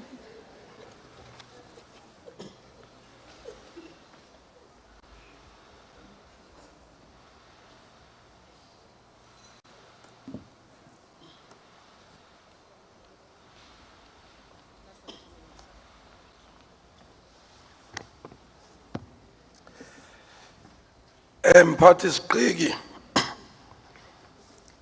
Dr. Masuku, political leaders, IEC management and staff. As we gathered here on the eve of our historical celebration of the 30th anniversary of democracy, someone would have expected that the 27th of April would be the date proclaimed for this year's general election, and to dedicate such achievements or elections to our fallen icons and stalwarts. Dr. Nelson Mandela, Dr. M.G. Buthelezi, and Umama Uzanele Kamakwaza Msibi. In commemorating the gains of our democracy, APEMO will continue with its belief of subscribing in policies, principles, and values of Africanism and Ubuntu as it today. It also commits itself in respecting all democratical acceptance, institutions, processes through political tolerance, political acceptance, and through observing a peaceful, free and fair election. Angishude ngelithi iAPEM yazibophezela kakhulu ekutheni imiphumela yokhishwa uIEC iyohambisana nawo. Amen. Amen, Budwa. African Transformation Movement, Al-Jamaa, All Citizens Party, Alliance of Citizens for Change, Allied Movement for Change. Let's go. African Transformation Movement, you come first. Al-Jamaa after that. All Citizens Party after that. Alliance of Citizens for Change, Allied Movement for Change. In that order, please.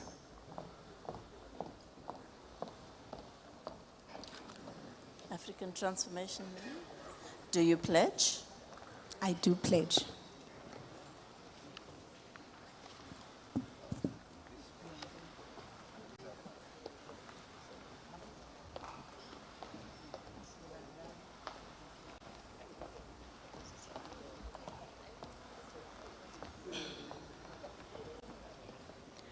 Thank you, Program Director, Dr. Masuku, the Chief Electoral Officer, Mr. Sai Mamabolo, and all the IEC officials, the leaders of the political parties, and the most important stakeholders, the citizens of South Africa and the electorate. My name is Siolise Rangwetsi. I'm representing the African Transformation Movement. The 2024 general elections carry profound history significance in the tapestry of South African history, especially as we commemorate the 30th anniversary of our democracy. Upon reflecting on what has transpired during these past 30 years, we as political parties are propelled to take drastic measures in ensuring that we change the current devastating state of our country during the upcoming elections.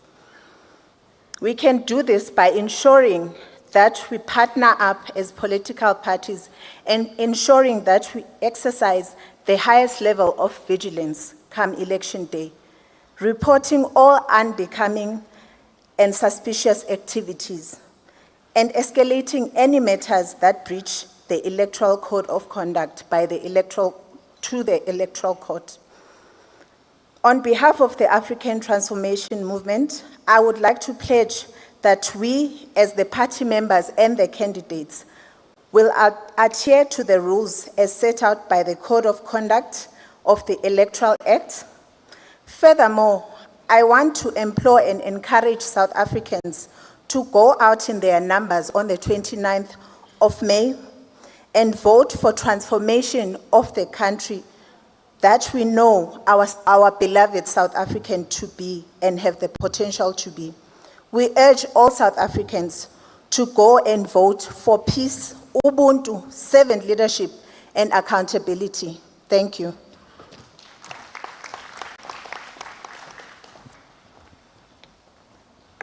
Thank you very much. Al-Jamaa, please. Do you pledge? Yes, I do.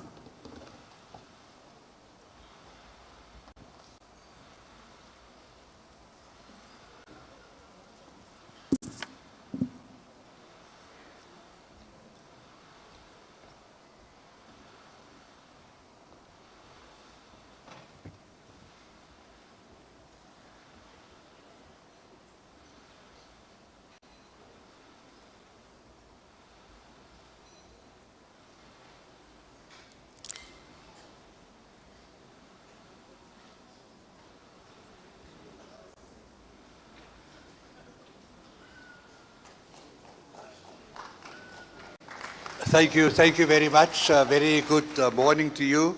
Thank you very much, Chair, for your inspiring speech earlier. Every Ramadan since 1994, when presidents of South Africa broke their fast with Muslim leaders, they promised to no avail that Muslim marriages will soon be recognized, giving Muslim wives and Muslim children the dignity they deserve after 350 years of Islam in South Africa.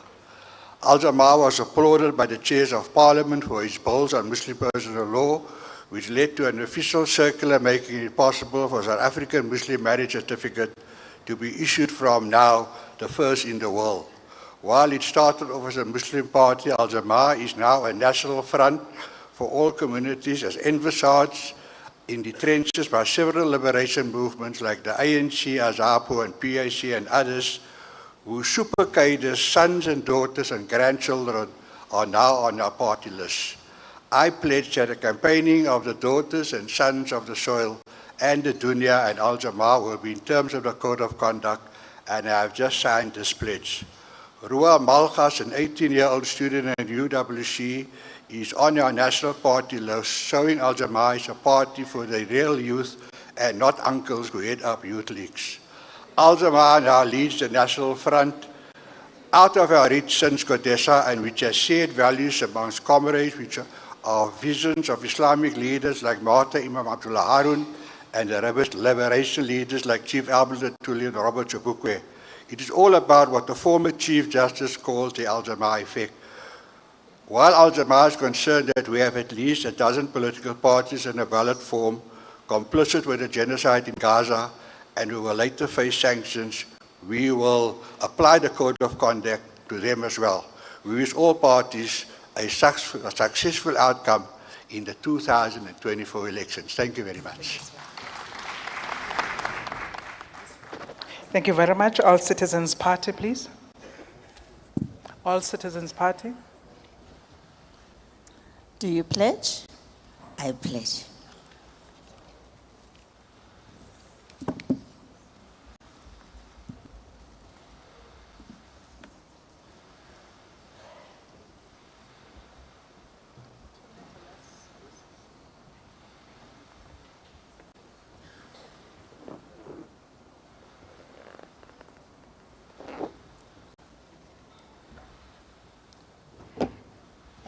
Morning, everyone.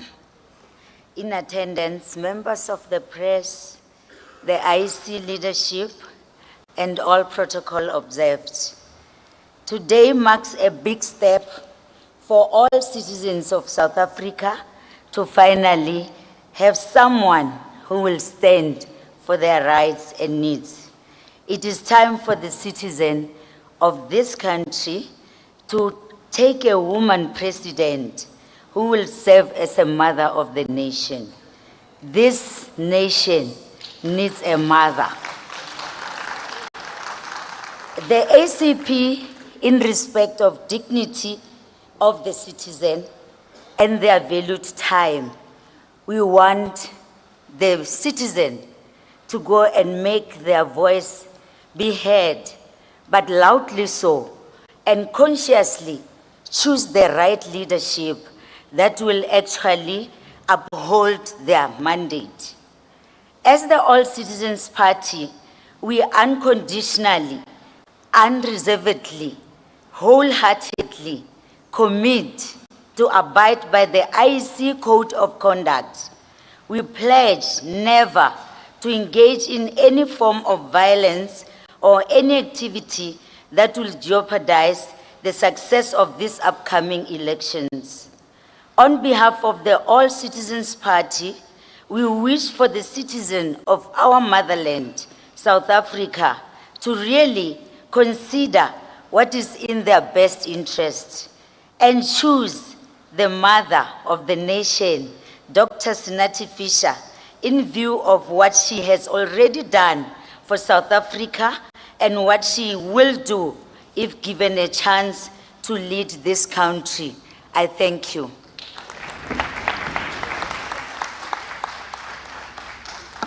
Alliance of Citizens for Change, please.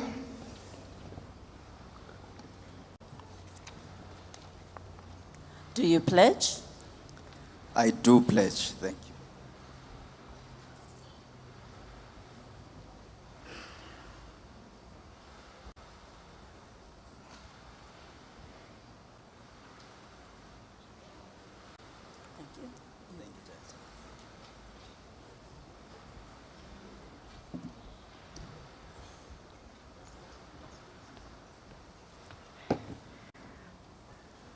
Ladies and gentlemen, fellow South Africans, beautiful people that I'm seeing here, leadership, collective.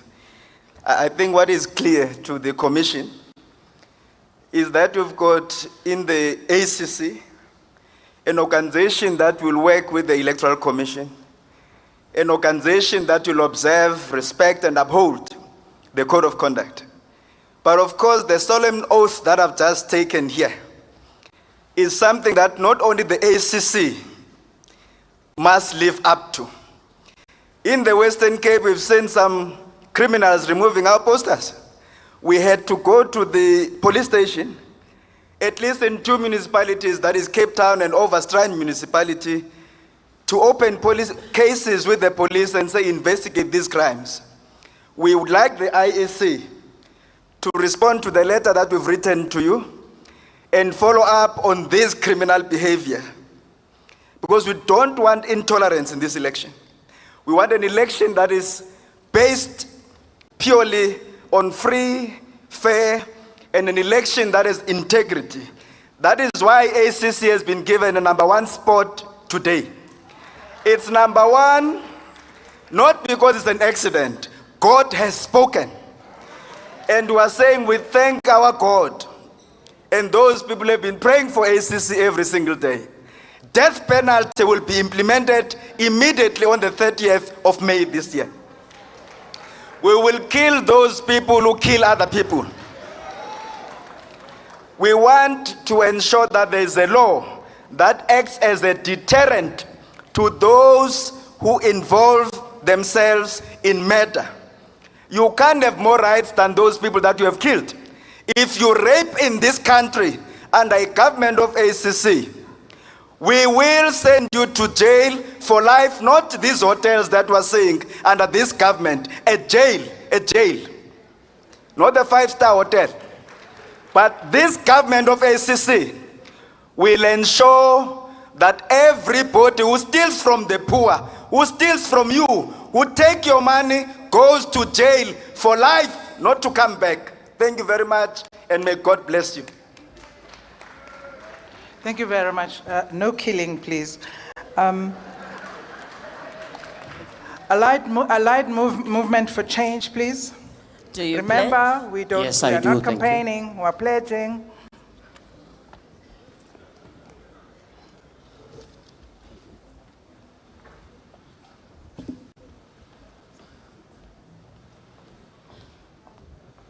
Thank you. On behalf of the Allied Movement for Change, or AM4C, or Ahmed Manzoor for Change, we pledge that yes, indeed, we will uphold the highest level of integrity in terms of the IEC requirements. Now, you hear many people say here, and you've heard many people talk about manifestos. and you've heard them for the last 30 years. Allied Movement for Change, and I want you to look at the big four: economic growth, addressing the high levels of inequality in South Africa, crime and corruption, and lastly, and more importantly, returning the wealth of this country to the rightful owners, and that's the people of this country. That is what the Allied Movement for Change, or AM4C, is all about. You've heard me contribute in Parliament, you've heard me, you've seen me, you've felt me. Now is the opportunity for you to decide who should be your next president. Sheikh Imam for president. I repeat, Sheikh Imam for president if you want a change. But I want to caution you, be careful what you wish for. The grass is always greener on the other side. Go deeper into the political parties. We've had a lot of success in the country, but we have weaknesses and challenges which we will address collectively. Thank you very much.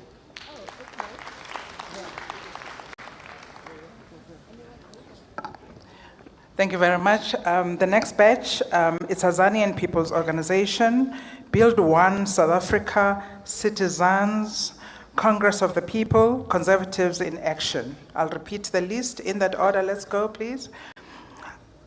Azanian People's Organization, here first.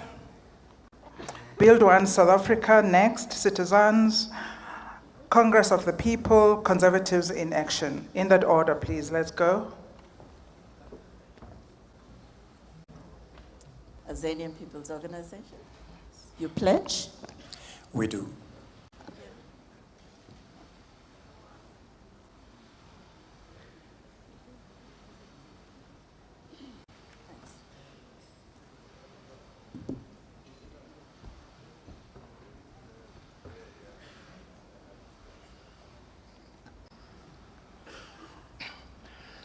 Greetings. In the name of Steve Biko, Ongkhuputse Tiro, Muntu Mieza, Dr. Abu Asfat, I stand here to declare to the nation that Azapo unconditionally adheres to the Code of Conduct. We do this to contribute to the stability and growth of our democracy and our politics. That is important because the stability and growth of the politics ensures the growth and stability of the economics and the development of the people. This morning, we stand here once again just to say to you that it doesn't matter who wins, it doesn't matter who loses, but our mere participation as political parties and independents ensures that democracy and nation building are the winners. Thank you.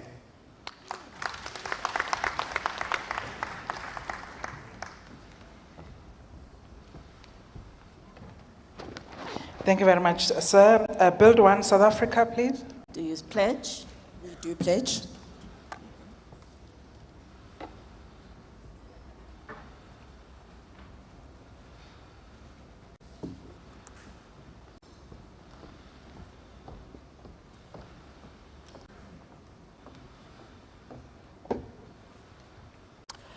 To the leadership and executive management of the IEC, the political parties that are represented here, independent candidates, media, and members of the public, good morning. My name is Nobuntu Hlazo Webster, and I'm Deputy Leader of Build One South Africa, representing our party leader, Musi Maimane. This is, in 2024, the single most important election that we have had since the dawn of our democracy. There's a collective sense in the country that if we don't bring change now, the next time it may be too late. And history has taught us that there comes a time where in a nation, the Davids must confront the Goliaths, and that is what we've got to do at this time. As Build One South Africa, our offer is to bring leaders who are directly chosen by communities, who come from communities, who truly represent communities, and to be able to restore the dignity of South Africans by making sure that our economy is restored. We're committed to doing this and campaigning for this in a way that is free and fair, in a way that is clean, in a way that upholds our democracy, and in a way that upholds the sanctity of the democracy that was won with blood in this country. At the end of the day, when we get to the other side of these elections, what we need to be able to say, and I plead with the other political party leaders as well, is to be able to say that truly the will of South Africans and the will of the people has prevailed. To South Africans, we want to say, go out in your numbers, express your votes, express your will for this country, and make sure that we do bring change, because nobody's coming to save us. It's got to be us. Thank you.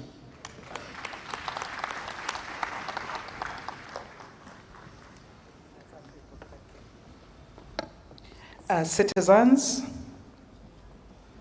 Do you pledge? Yes, we pledge.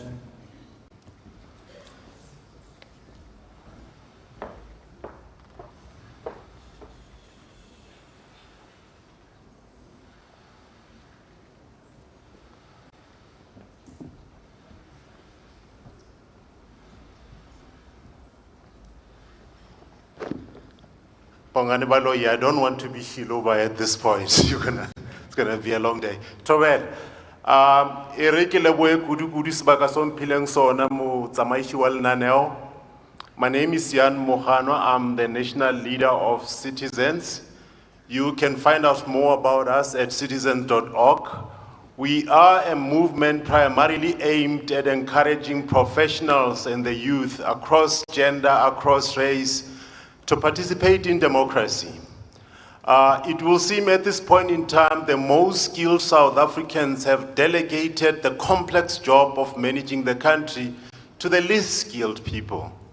You can no longer be a bystander. You can't say you are not interested in politics, because politics is very much interested in you. If you cannot do it for yourself, I plead with you to do it for your family, to do it for your children. Today we are here to pledge our commitment to the Code of Conduct as read. We also commit to the protection of the important work of the IEC as it navigates this difficult job of being the midwife in the delivery of the next chapter of our democracy. But we have no doubt that the stellar track record of the Commission and its hard-working people shall indeed prevail even in this case. We encourage all registered voters to go out and vote, regardless of who you vote for, because you, the citizens of South Africa, are the ultimate custodians of this young democracy. For the growing number of undecided voters, we request you to look at the details on citizens.org. We may just be the alternative you have been waiting for. We can do better. This beautiful country deserves better. God bless you. Ndiabule.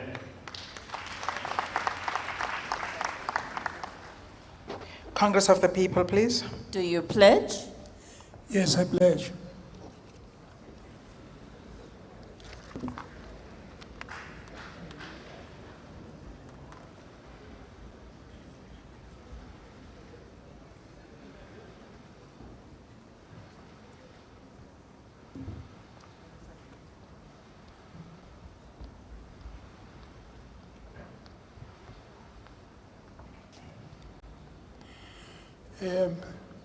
My dear friends, I greet you this afternoon and thank you very much to the Commission. We established a quiet, peaceful South Africa when we met at the CODESA negotiations. South Africa has, from that point onwards, enjoyed a relatively peaceful South Africa. We've increased a commitment to each other as the people of this country. We've improved on the Constitution and continue to do so. In this election, we must strengthen our commitment to the drive for a negotiated, peaceful South Africa, because that is how we will solve all of the problems that confront us going into the future. And I'm happy to say to you, the difficulties are very small when we are discussing and agreeing instead of fighting. It was Moshosha the first who taught us, Motsi, ho ahoa morapedi, o ka nketsang ha e ahe letho. Thank you.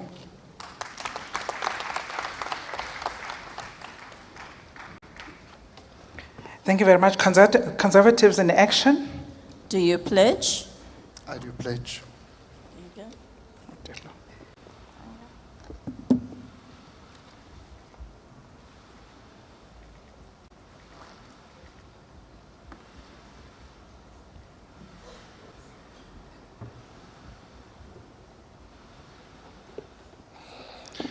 Madam Program Director, the CEO of the IEC and the executive team, honorable political leaders, but most importantly, the citizens of this beautiful country, South Africa, I greet you all. A very warm welcome on behalf of the CIA, SA, which is Conservatives in Action South Africa. I've noticed here since this morning that there's a lot of politicking taking place. There's a lot of manifesto launches taking place. That's not what we are here for today. We're here today to solemnly swear by the pledge that has been set out by the IEC today. However, I want to leave us with 2 or 3 points in departure.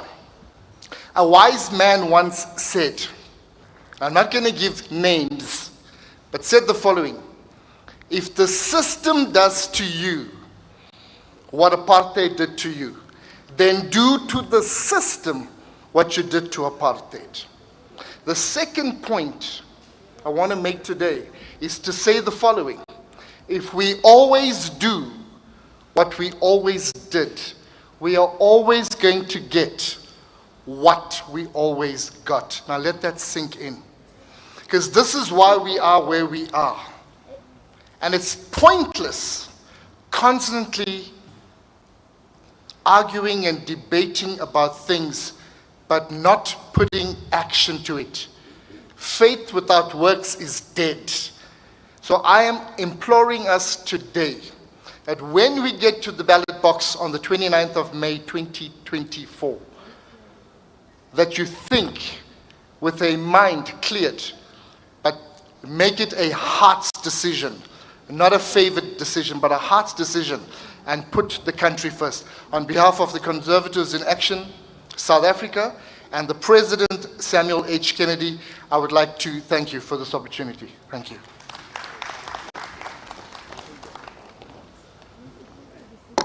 Thank you very much. The next batch, Democratic Alliance, Democratic Liberal Congress, Economic Freedom Fighters, Economic Liberators Forum, South Africa, Forum for Service Delivery.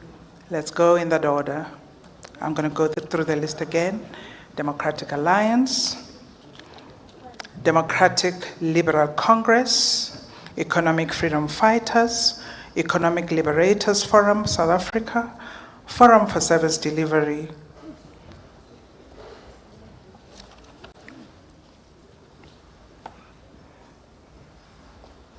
Let's go to the judge first.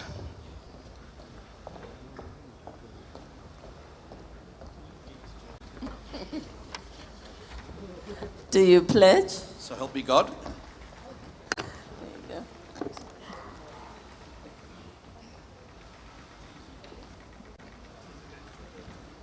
Thank you.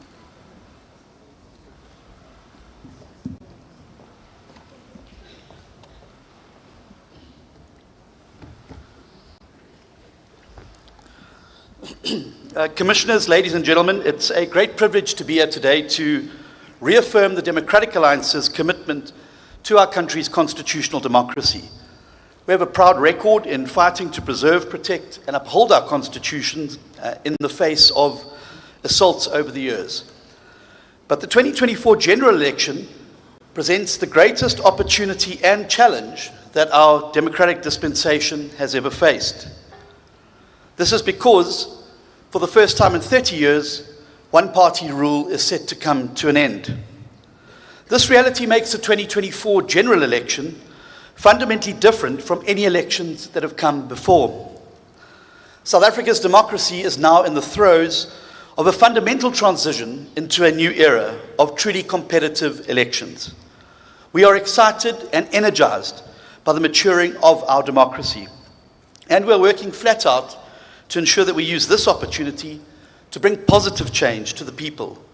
But we are also keenly aware of the risks. We've already observed how the impending loss of power by once dominant one-party systems has opened up the space for radicalism, disinformation, and violent threats. And I wish to emphasize to the IEC today that the competitive new political reality that confronts us places enormous responsibility on the shoulders of this Chapter 9 institution. This moment in history calls upon the IEC to serve as the midwife for South Africa's transition to a truly mature and competitive democracy. We therefore call upon the IEC to take firm and decisive action against all who threaten or act to undermine our integrity and the outcome of this watershed election. We also reiterate our call for far more international observers to be accredited to ensure a truly free and fair election. The more eyes we have on this historic election, the better. For our part, let me assure you of the DA's commitment to safeguarding the integrity of our electoral process. Our commitment is to protect South Africa from those who would exploit the end of one-party rule to foster anarchy. We hereby commit to the pledge. Thank you. Democratic Liberal Congress. Do you pledge? I do.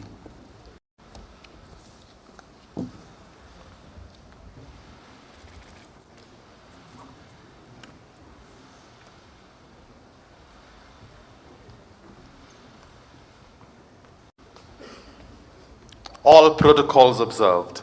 Fellow South Africans, today I stand before you as a son of the African soil. Today is a very important, historical and momentous day whereby I, as a representative of the Democratic Liberal Congress, the DLC, hereby pledge, and the thousands of DLC activists hereby pledge our party's respect, support, and obedience to the Electoral Code of Conduct. This year, ladies and gentlemen, whilst we celebrate 30 years of democracy, it is equally important, there is also an equally important phase that is currently happening.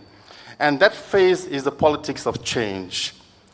Citizens, poor service delivery, load shedding, water shedding, unemployment, poverty, affirmative action, marginalization of minorities in legislation, and many other are primary factors that has neglected our South Africans. The talk on the ground is that citizens are now moving towards support for grassroots political parties like the DLC, who have been serving them effectively on the ground. Today, I say to you, South Africans, our democracy allows us to stand up for your rights, as enshrined in the Constitution, and make your voice count. Stand up for your rights. I am Patrick Pillay, the leader of the Democratic Liberal Congress. On the 29th of May, citizens, give the DLC a superhero thumbs up. Thank you.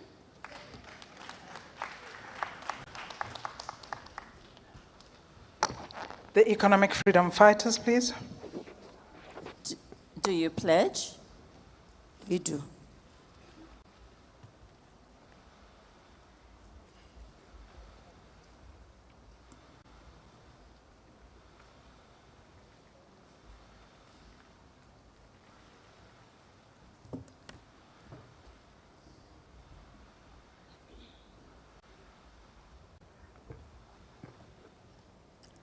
We send our revolutionary greetings from Winnie Madikizela Mandela House.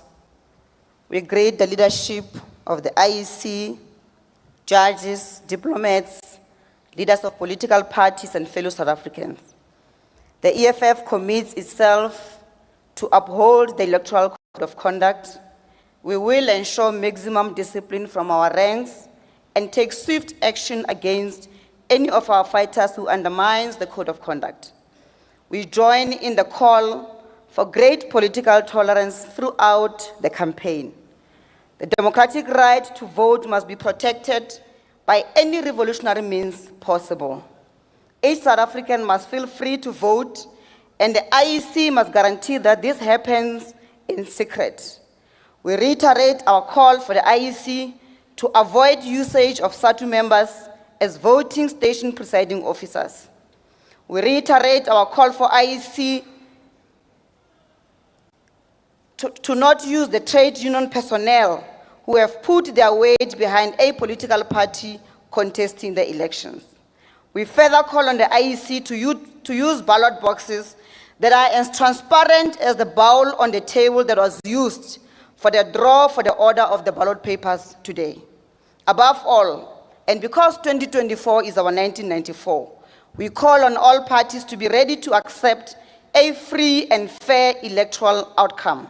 We wish all contests well and call on all South Africans, the landless, the unemployed, workers, professionals, and neglected masses of our people to come out in numbers on the 29th of May and vote for economic freedom in our lifetime. I thank you.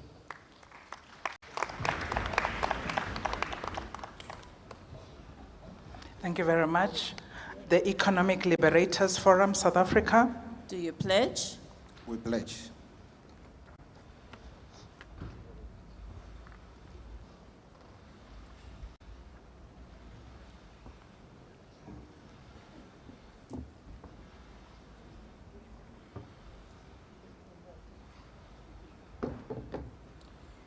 Fellow South Africans, IEC, leaders of different political parties and the media. We stand here after 30 years of democracy, and still majority of black South Africans remain as observers of the economic activities that are happening in this country. As Economic Liberators from South Africa, was saying this democracy must benefit all South Africans, not the same minority that were benefiting before 1994. We pledge to champion economic liberation, advocate for equitable opportunity, and empower individuals and communities to strive together.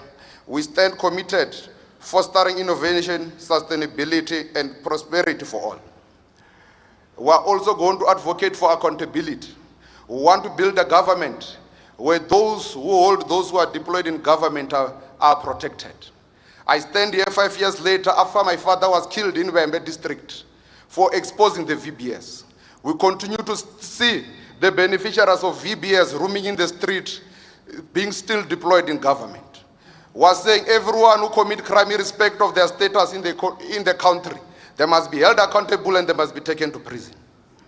What was saying to all South Africans, it is high time that as black majority and colored specifically, that you need to build your own economy. Because those who are benefiting, specifically Indians, they've built their own economy. That's why unemployment rate is low. White people have built their own economy and they're employing each other. That's why unemployment rate is low. We're saying to all Indians and colors, it's time that you organize yourself. For the past 30 years, you have been mobilized, not organized. And we pledged to comply by the Code of Conduct. Thank you.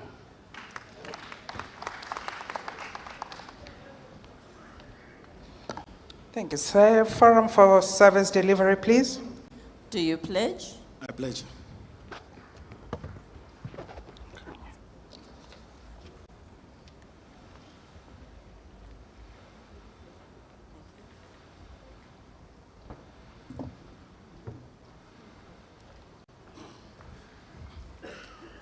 Greetings to the political presidents and leaders here, the ministers, the IEC, and everyone at large. We are Forum for Service Delivery. The model of Forum for Service Delivery is 80% service delivery and 20% politics. We are the only party on the ballot with the word Forum for Service Delivery. we are coming here very, very disappointed, and we want to challenge IEC to say the issue of manual voting, it has reached sell-by date. We need to move towards electronic voting so that we address 19 million voters who are not actually voting. We are having a problem with the current system. We need a system whereby a president of the country will be voted direct by the masses on the ground. We need a system whereby the members of parliament will be voted direct from the ground. We need to look into fairness in terms of media coverage, because we know that SABC is trying its level best, but other media houses are not actually covering all of us. On the issue of transparency, we want to ask IEC so that, because we've been observing that you will get 3 people from IEC talking on one matter. That issue must be addressed, and we've got a centralized form of one person communicating. We are also saying we need to look into compulsory voting, because of everyone in the country wants service delivery. Everyone, when it's the failure, they blame political parties, but they are not actually voting. So we need to relook into the model of which we are using. And we are saying to IEC again, as much as we don't have time, we need to look into do a political education to our people on the ground. IEC honestly is letting us down. We are now going to be using 3 ballots, but there's no political electoral awareness, anything of that effect. So we as Forum for Service Delivery, as much as we are abiding to the code, but that doesn't mean that we'll be submissive and will tolerate any anomaly which may arise. So on the 29th of May, please, all of you here, vote for Forum for Service Delivery. Thank you very much. Thank you, sir. We note the to-do list. The next batch of people, Free Democrats, good, hashtag hope for SA. If I'm not saying it correctly, you'll correct me. And historically, the first independent, Anelem Da, the second independent, Lihlohonolo, hey, Blessings Answer Ramuba. In that order, please. Free Democrats, do you pledge? We do.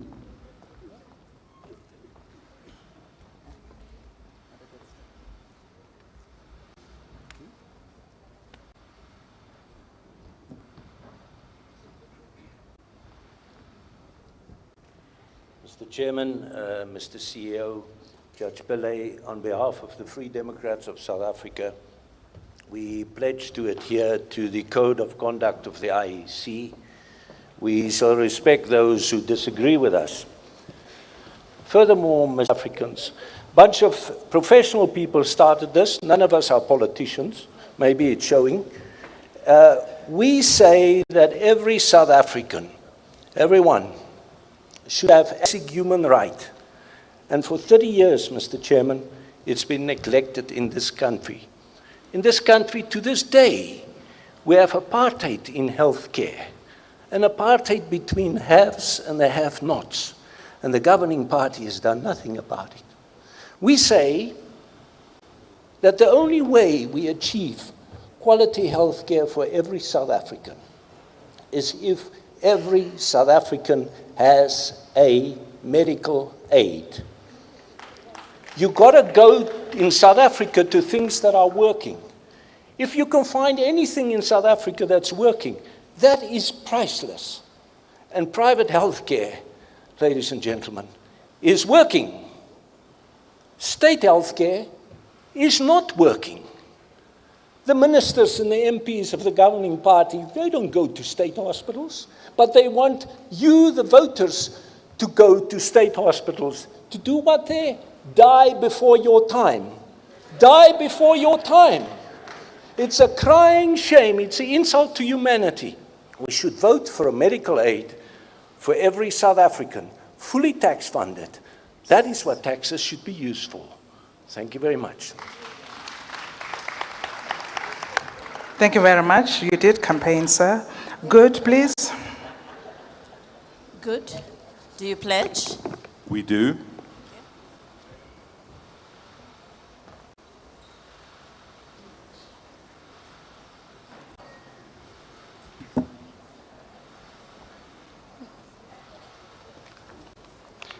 Fellow South Africans, today is good. We pledge our commitment to the Electoral Code of Conduct. We understand that elections are contestations of ideas, and we commit to campaign on ideas and our manifesto. We will not make empty promises to the people of South Africa based on populist sentiments or use misinformation and disinformation as a cheap tactic to try and gain support. We urge the electorate to engage parties' manifestos and to understand what each party is contesting based on the ideas they are putting forward. We call on all voters to participate on the 29th of May. The only way to change the daily struggles and to stop the suffering in South Africa is by using your vote to bring about change. We ask you, own your democracy on the 29th of May. I thank you.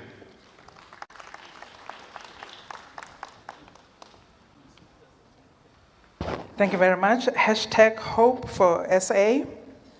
Do you pledge? I do.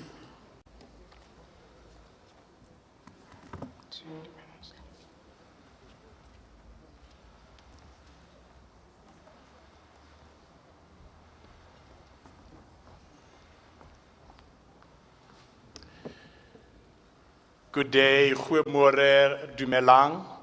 First and foremost, I would like to thank God Almighty for this day and for bringing us this far on our democratic journey as a nation.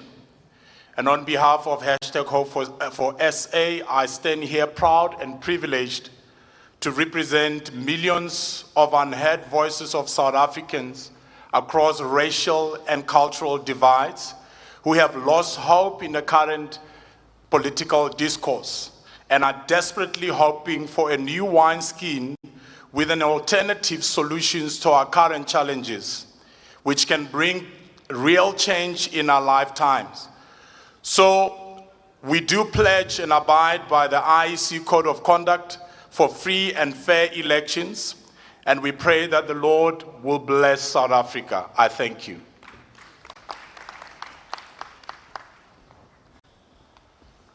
Thank you very much. Anele Mda.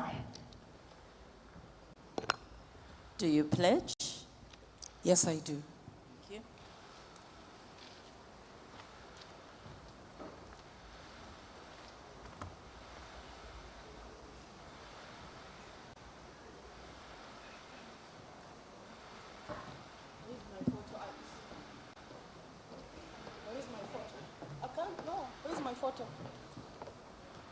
Ladies and gentlemen, the IEC officials and the board and everyone else that is here, I greet you all this afternoon. Where is my photo, IEC? No, I can't. No. The one that is registered to be on the ballot. People are not going to see this on the ballot. Where is my photo?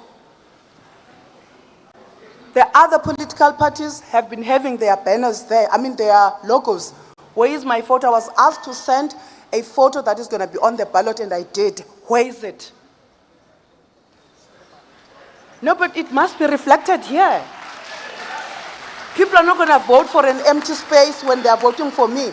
They are going to vote for a person. I am campaigning as an individual. Where is my photo? I was requested to send a photo, and I duly complied. I was asked twice. I never complained. I complied. Where is my photo?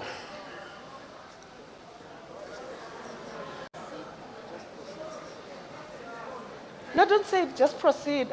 Someone must account, Mhlekazi. I'm not being disrespectful, but I need to know how must I speak, because I'm going to be pledging on the code of conduct that I am going to adhere with it. But people must know who is speaking. It must be the person they are going to go to the ballot paper and see. They must know the face they must go and vote for in the ballot paper. No, IEC. Someone come here and explain to me. I want to pledge, but someone must come here and explain to me. Someone must do something, guys. Tetani.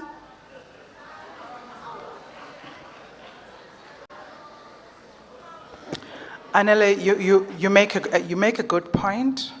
However, if I say to you that there's a photo that we have, it is not there. The photo that we are asked to have is for the ballot paper itself, not for the signing of the Code of Conduct. But you do make a good point.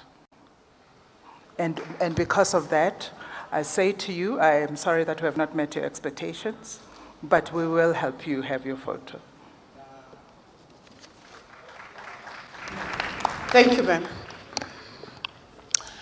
Ladies and gentlemen, standing in front of you is Anele Mdauma Mtolo Zulu Mchengu Mfingu Mapanekazi uNgwenyankomo uqoma kasixhenxe imbiza singekavuthwa.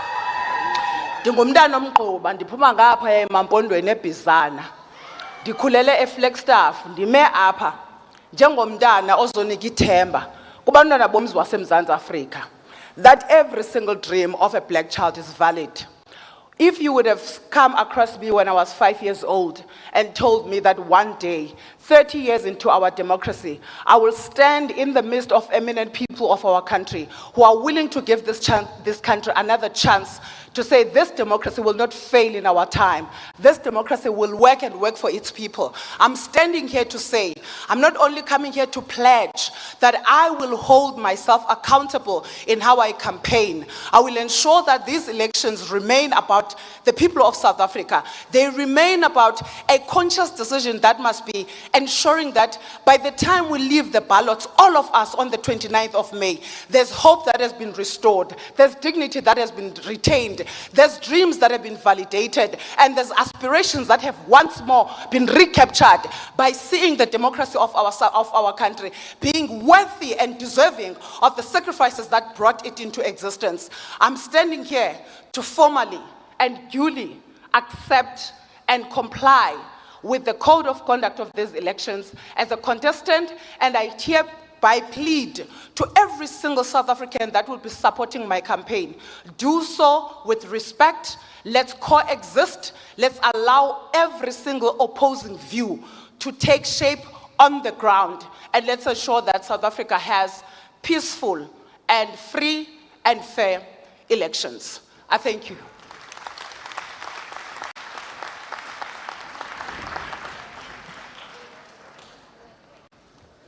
Anele, thank you very much, and especially thank you for your accommodation.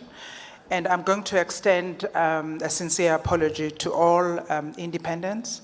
We're traversing this road for the first time. Not good enough that we don't have your photo, but we don't have your photo today. So I thank you for your accommodation most profoundly. Litlohonolo, Ramuba. Do you pledge? Yes, I pledge.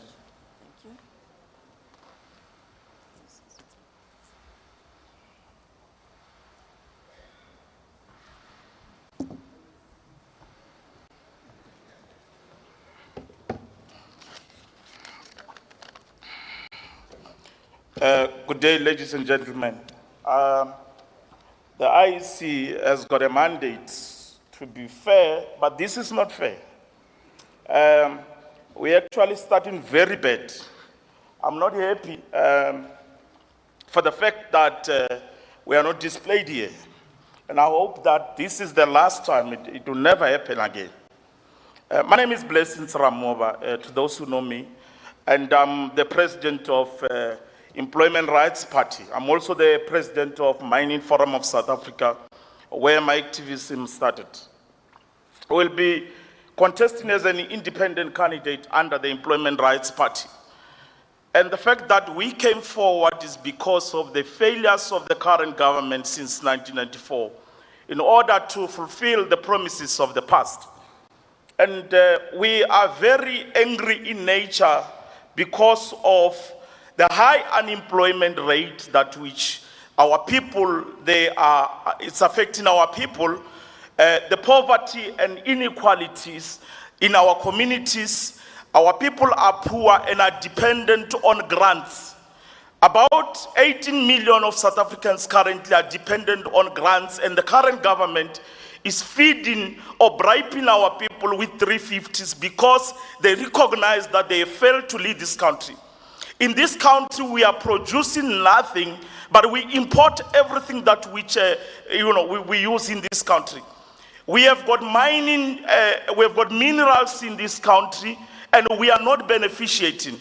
Therefore, I come here as an independent candidate. I say, I'm here representing you people of South Africa to advance and champion the causes of South Africa in order to make sure that our people are employed, our people get jobs through beneficiation, and the minerals that which we have in the country are going to beneficiate be here in South Africa. Secondly, we must make sure that we avoid the parties or any party that which, advancing policies that which are outdated. For an example, the land expropriation without a compensation. We must avoid those type of policies. We must also avoid policies that which threaten, private property, and we must not vote for them because they will make us Zimbabwe. We must avoid the parties that which are advancing expropriation of land without compensation and also nationalizations of mines. Thank you very much. Ndada Ramoba, because I don't have your photo, I did let you overrun. So I'm compromised from get-go, so I apologize and thank you for cooperating. To the next independents, Love Morendo, Ndaga Zeni Faith Patela, Zahi Ahmad, Louis Petrus Lebenberg.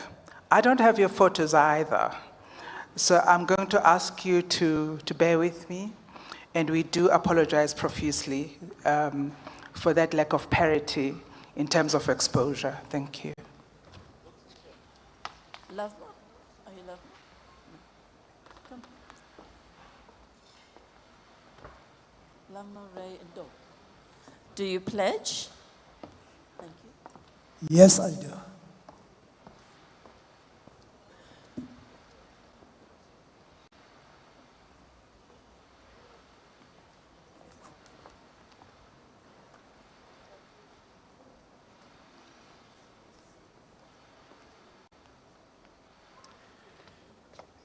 Good day, ladies and gentlemen. Standing here is Katukezi.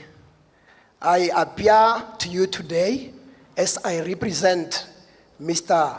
Lavmo Ndo, independent candidate.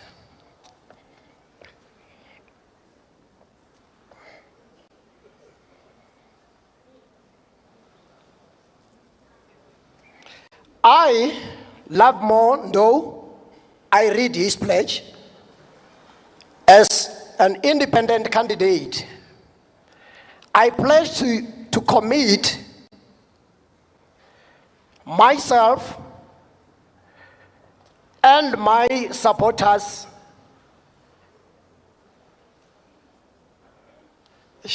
Can I please have that other phone? Sorry.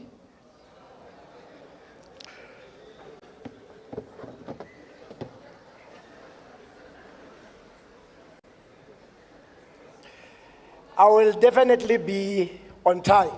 I believe that. And you will give me some more time. There's no picture there.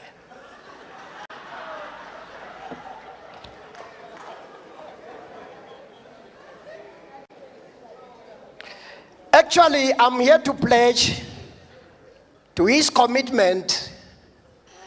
I will read. I, Love Mondo, an independent candidate, I pledge to commit myself and my supporters to uphold and conduct ourselves in accordance with the Electoral Code of Conduct for the 2024 elections, which my representative has signed here today, is me. I believe that it is only through this commitment by all stakeholders and all ordinary South Africans that we can promote conditions that are conducive to free and fair elections. I further pledge that is love more.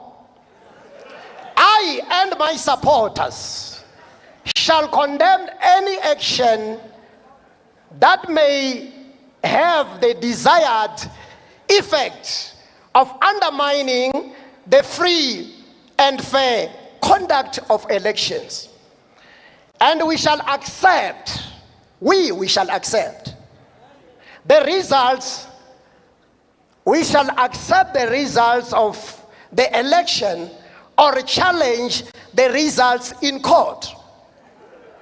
I want to say this. For 30 years of democracy, the ruling party has failed to fulfill what they promise. I'm here to tell our beloved South Africans that vote for Love More. No. I thank you.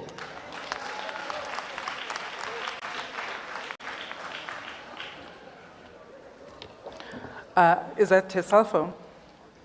Okay. Thank you very much. Ntagatseni Faith Patela. Thank you. Do you pledge? I do.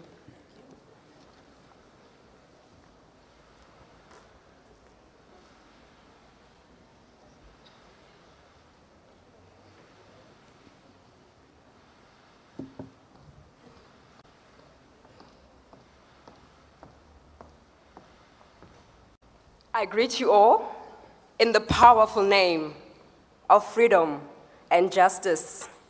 Legislation is powerful. We independents are here because of the amended Electoral Act. I am Minister Faith Patela from Africa's Eden, the Limpopo province. I was born to uproot corruption and to slay the head of HIV. Youth empowerment and Black empowerment are in the center of my heart. I hereby pledge to adhere to the Code of Conduct. Hallelujah.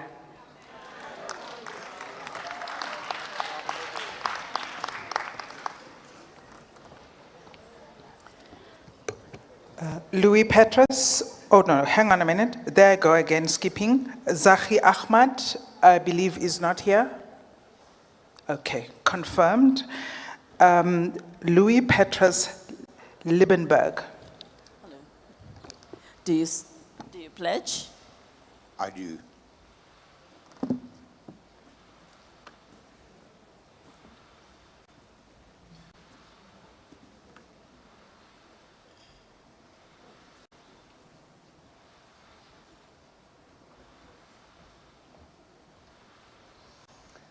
Good afternoon. I represent the independent candidate, Mr. Louis Liebenberg. Mr. Liebenberg stands for putting the mineral wealth of this country into the hands of ordinary people to eradicate inequality and to create a prosperous South Africa. We pledge to adhere to the Code of Conduct. Thank you.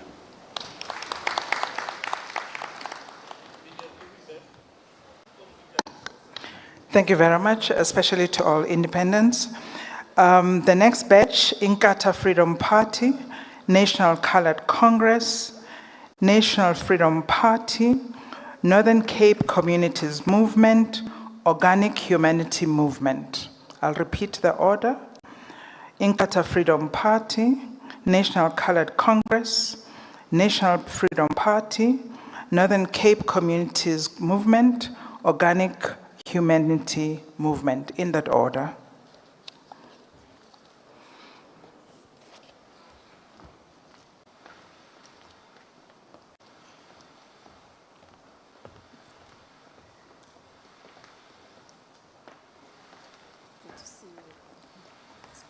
Do you pledge?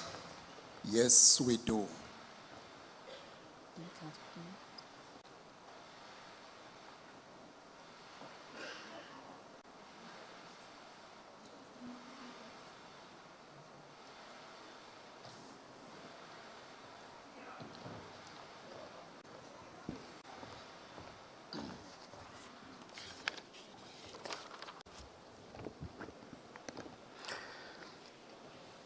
Program Director, the protocol is observed, and I greet all fellow South Africans.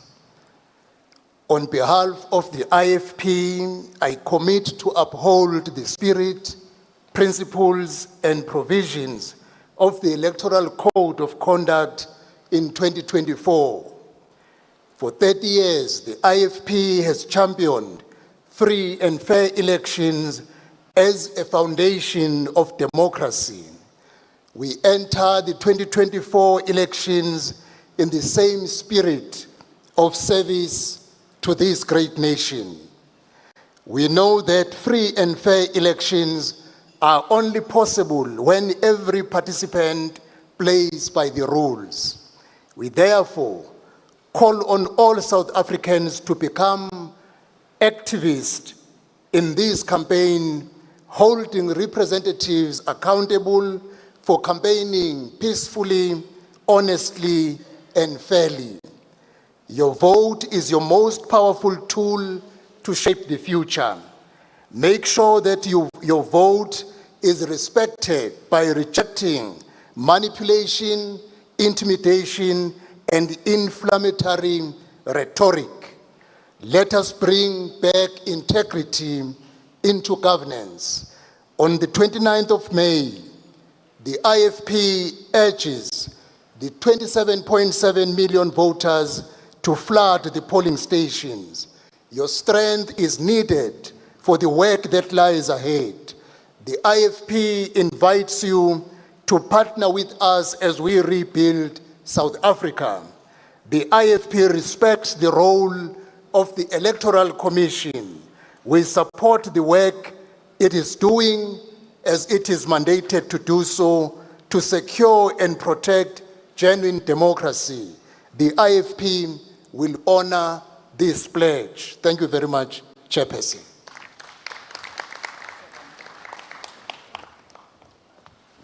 Thank you very much, National Colored Congress. Do you pledge? The NCC does commit.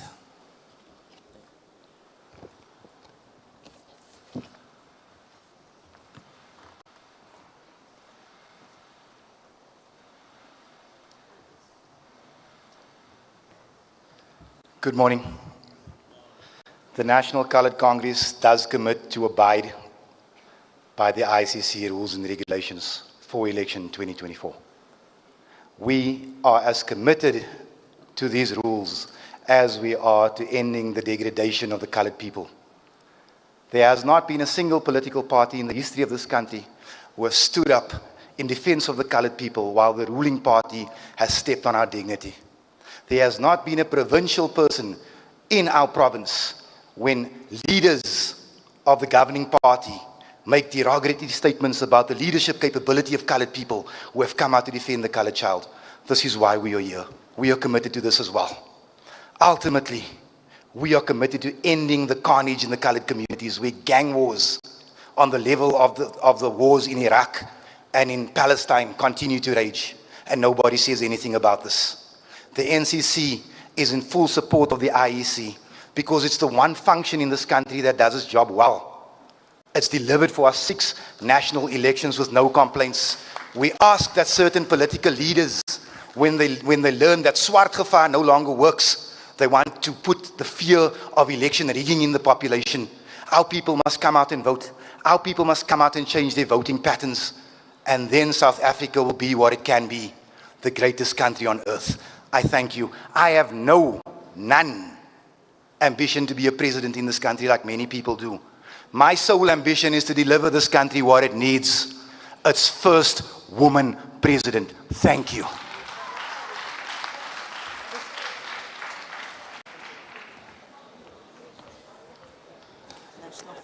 Thank you, sir. National Freedom Party, please. Do you pledge? Yes, we do.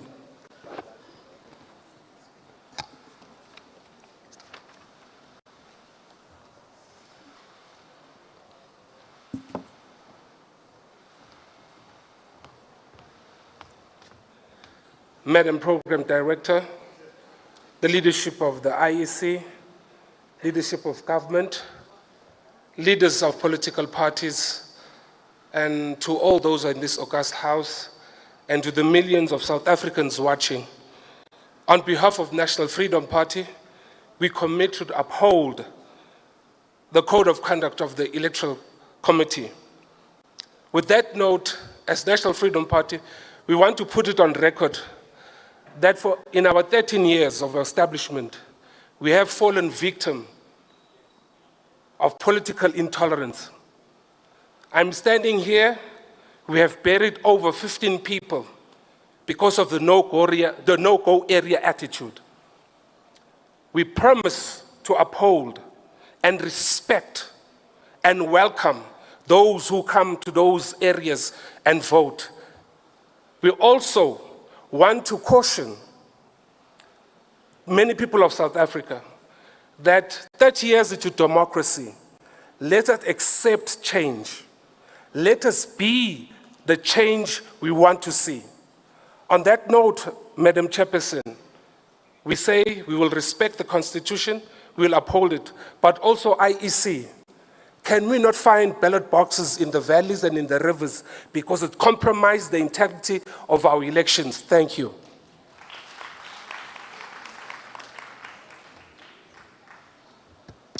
Thank you, sir. I hear you.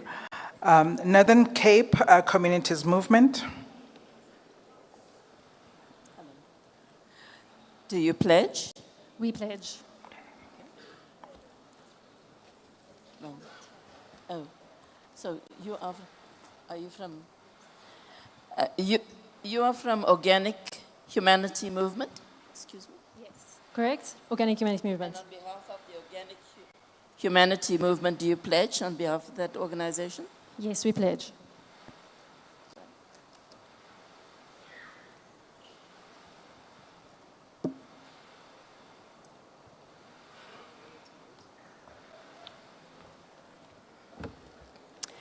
Greetings, everybody. I'm just putting my timer on here so I don't go over time. I first want to dedicate these 2 minutes, firstly and foremost, to the thousands of people that signed our forms that got us to this point, me on this podium today. Without those thousands of people believing in our vision, I wouldn't be here. And yet, this is still one tiny step in the overall journey that we have to liberate all of South Africa. I also cannot resist the temptation to say hello to my children at home, because they are the very reason I got involved in politics in the first place, because I want a future not just for my own children, but for all of your children sitting here today. And this is why we, as the Organic Humanity Movement, leaders, candidates, representatives, and members, pledge to commit to upholding the Electoral Code of Conduct in all the activities we undertake leading up to the elections. We take very seriously the principles and the pillars of our democracy. Even as much as everyone criticizes the democracy we have as defective, as some might say it is the only thing that we have, and we need to leverage it to determine the outcomes of our future. A lot of people, as in every election, will choose to stay behind and not go out and vote. They will feel that they are taking the moral high road. And I want to say to all of those voters who think they are morally superior or more intelligent by staying at home and not voting, that what you're actually doing is bending the knee to those in power. There are a plethora of choices. Just look at the flags on the side of this hall. Make your choice, even if you don't like OM, even if you don't like any of the other parties, you can make a strategic vote. So what I am looking forward to is a massive voter turnout today, and I'll ask and implore all South Africans to feel that spirit of democracy on the 29th of May in 2024 and do their part, because it will make a difference.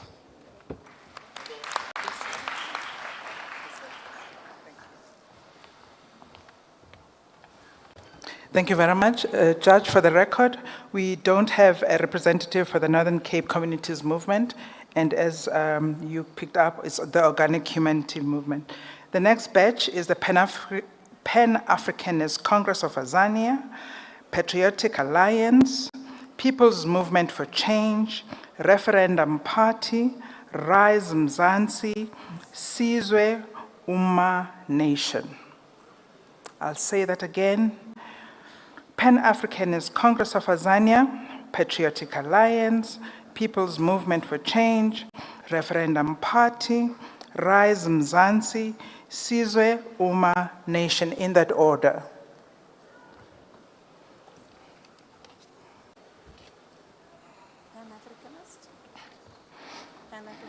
Pan-Africanist Congress of Azania, please come through. How do you do? Do you pledge? I do. There you go.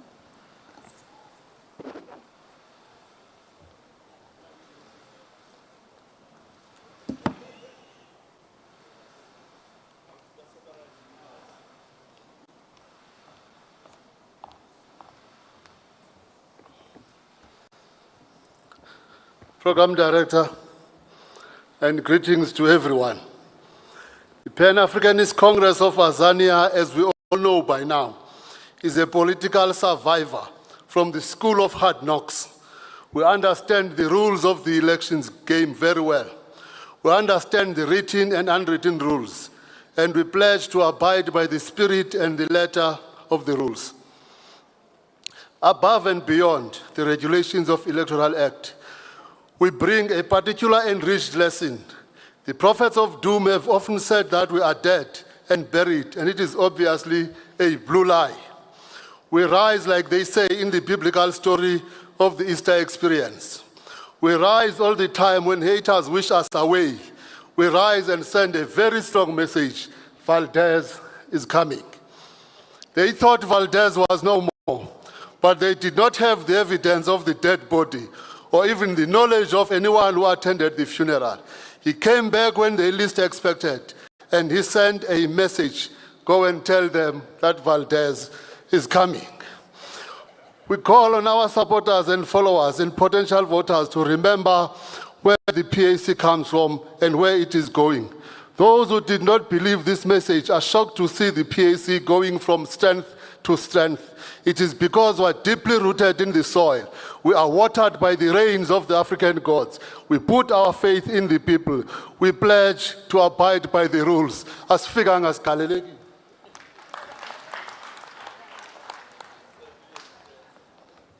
Thank you very much. Patriotic Alliance, please. Do you pledge? We do.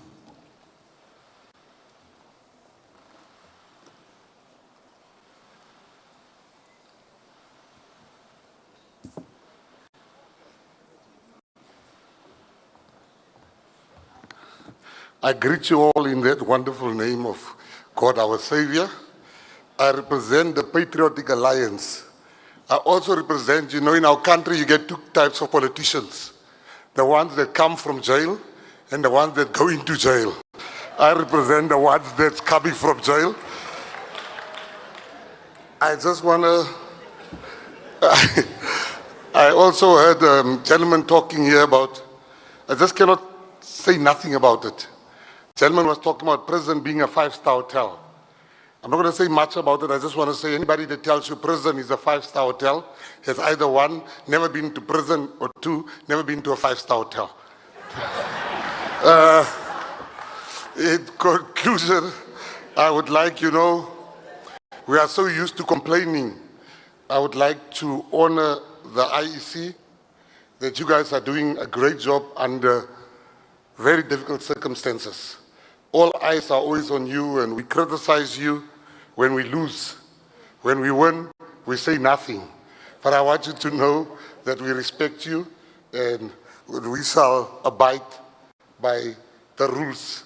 Ons sal al die reëls nakom, en ons het groot agting en respek vir u. Re kan nou re tla tlhompha molao ya IEC, re tla tamaka molao, ha rena etsa mathata. Lastly, I want to say to everybody here, 2024, you need to say thank you to the PA, because we will probably be the reason why you wouldn't need a passport to go to the Western Cape. We will be the reason. And I would like to say to you that thank you for everybody should come out to vote. let us make sure, see, I must stop now because if my photo wasn't there, I would have spoken for 10 minutes. But now, my photo is there. Just to say to everybody, vote for the PA, Muni Baizani, Abahambe, salute, or Baizani.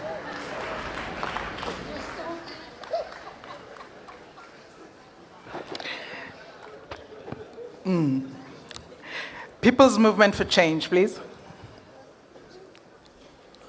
Nice to meet you. Yes. Do you pledge? I do.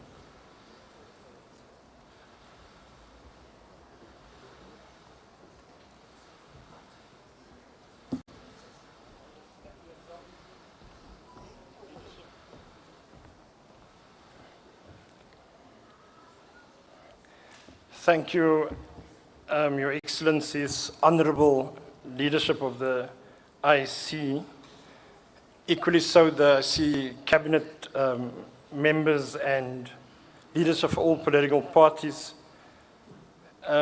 As the People's Movement for Change, we as a new political party are proud and honored to contest this election in the spirit of our ancestor, Lady Warrior Kratoa. As kinders van die plattelandse gemeenskap tussen die Weskaap en die Noordkaap, het ons besluit dat die tyd het aangebreek vir die gewone mense om op te staan en verandering te verseker. Die Ansanas en die Gogos van ons gemeenskappe. Die tyd vir die Khoi en die San en al nasate en se behoeftes moet prioritiseer word. We call on the IEC to include such royalties, including as other traditional leaders in the Black African townships, to be observers in this election. Also, we want to thank the IEC. In some of my previous engagements in previous lives, one traveled the Africa, and I can safely say that the IEC in South Africa is the forerunner to democratic, free and fair elections. So for that, we want to thank you so much, and we hope in the future it will also continue.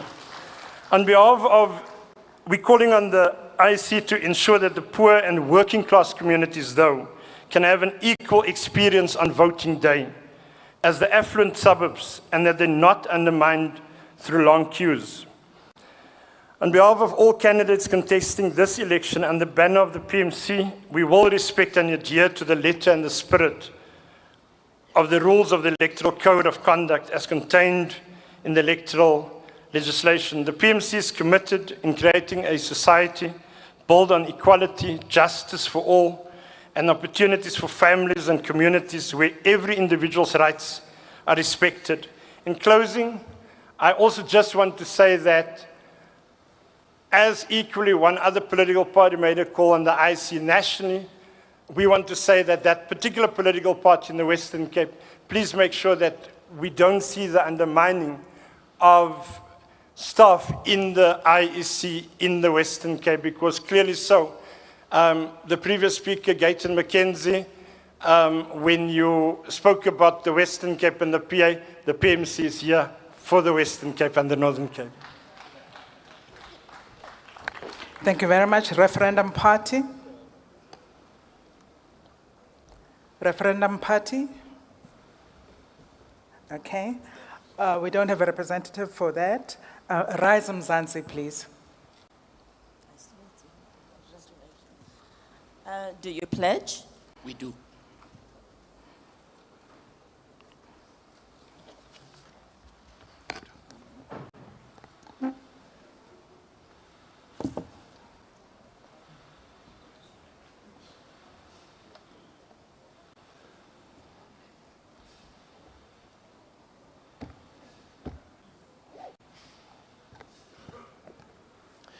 Thank you, Chair, and thank you, Judge. Good afternoon, and all protocols observed. On behalf of Rise Mzansi, I pledge to uphold the Electoral Code of Conduct. We do this not just out of legal obligation, but also out of a deep commitment to the values in our Constitution. The Constitution undertakes to establish a society based on democratic values, social justice, and fundamental human rights. South Africa is to be a democratic and open society in which government is based on the will of the people. It is through the elections that the people exercise their will. And the people can only exercise this will if elections are free and fair. Rise Mzansi therefore embraces without hesitation the IEC's Code of Conduct. We undertake to speak out against political violence and threats, to inform the authorities about planned marches or rallies, to communicate with other political parties about planned political events, and to recognize the authority of the Electoral Commission and to work with it and law enforcement if needs be. South Africans have the fundamental right to a democratic government. This begins with the election of our representatives to Parliament. Representatives who will hold the government to account on our behalf and will account back to us. Yesterday, the former Speaker of Parliament was forced to resign a position because of allegations that she received bribes when she was Minister of Defense. More than ever before, we need new leaders. And our Constitution gives us the mechanism to choose these new leaders every 5 years through free, fair, and credible elections. Rise Mzansi commits to this. We sign the Code of Conduct with a sense of duty. We also sign it with joy that we belong to a democracy that gives us a right to political regeneration. And we sign it with gratitude that we have an institution in the IEC that safeguards these rights. Thank you.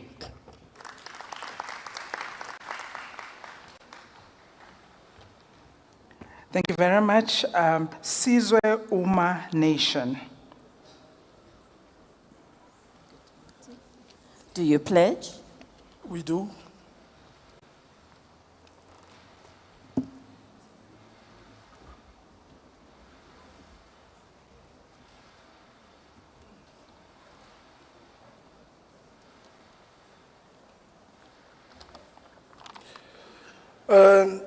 Program Director,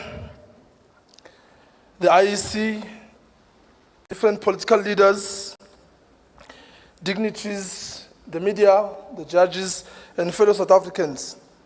I greet you all in the name of peace with these following greetings. Ukuthula makube nani, khotso ibe liruna. May peace be upon you all. Assalamu alaikum wa rahmatullah. Standing in front of you is the humble leader of the Sun Party, Sizwe Uma Nation. I wish to clarify this, that Umma in the middle, it is an Arabic and also a Swahili word, which means a nation. So it is a nation-building project, and we aspire to become the sun of the nation and the instrument of light for the nation. First of all, we thank God Almighty, the creator of the universe, for giving us an opportunity as Sun Party to be part of these elections. We assure, as well as we affirm, the citizens of our country that the Sun Party will abide by the Code of Conduct of the pledge.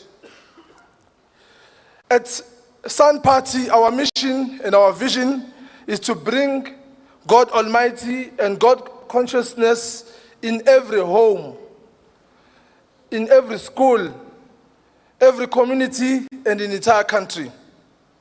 Lastly, our mission and our vision is to make our communities, as well as the entire country, to be a better place than what we found when we first came. In conclusion, in Sun Party, we do not take career politicians or politicians as our role models.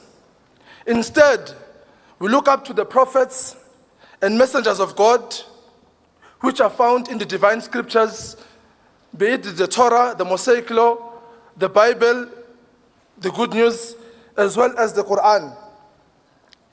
We pray for a peaceful election as well as a prosperous nation. I thank you. Thank you, sir.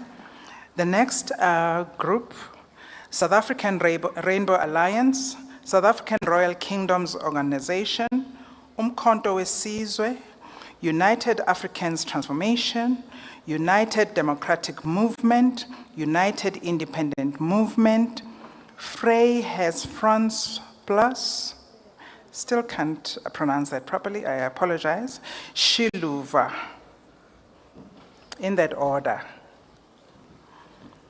South African Rainbow Alliance is going to be the first judge, followed by South African Royal Kingdoms Organization, followed by Umkhonto weSizwe, followed by United African Transformation, followed by United Democratic Movement. Alliance pledges.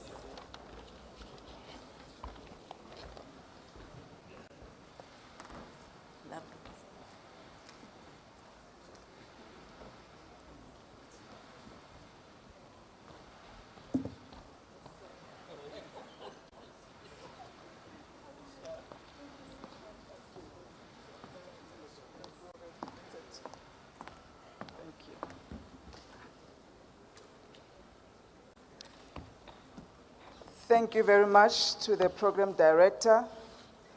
I will also stand on the protocols that have already been established. It's an honor for me to be standing here. Send a special greeting to the SARA leadership and also to my former president. I honor you, sir, Tatelikot. Thank you. His contribution to my political life is undeniable and unquestionable, so thank you.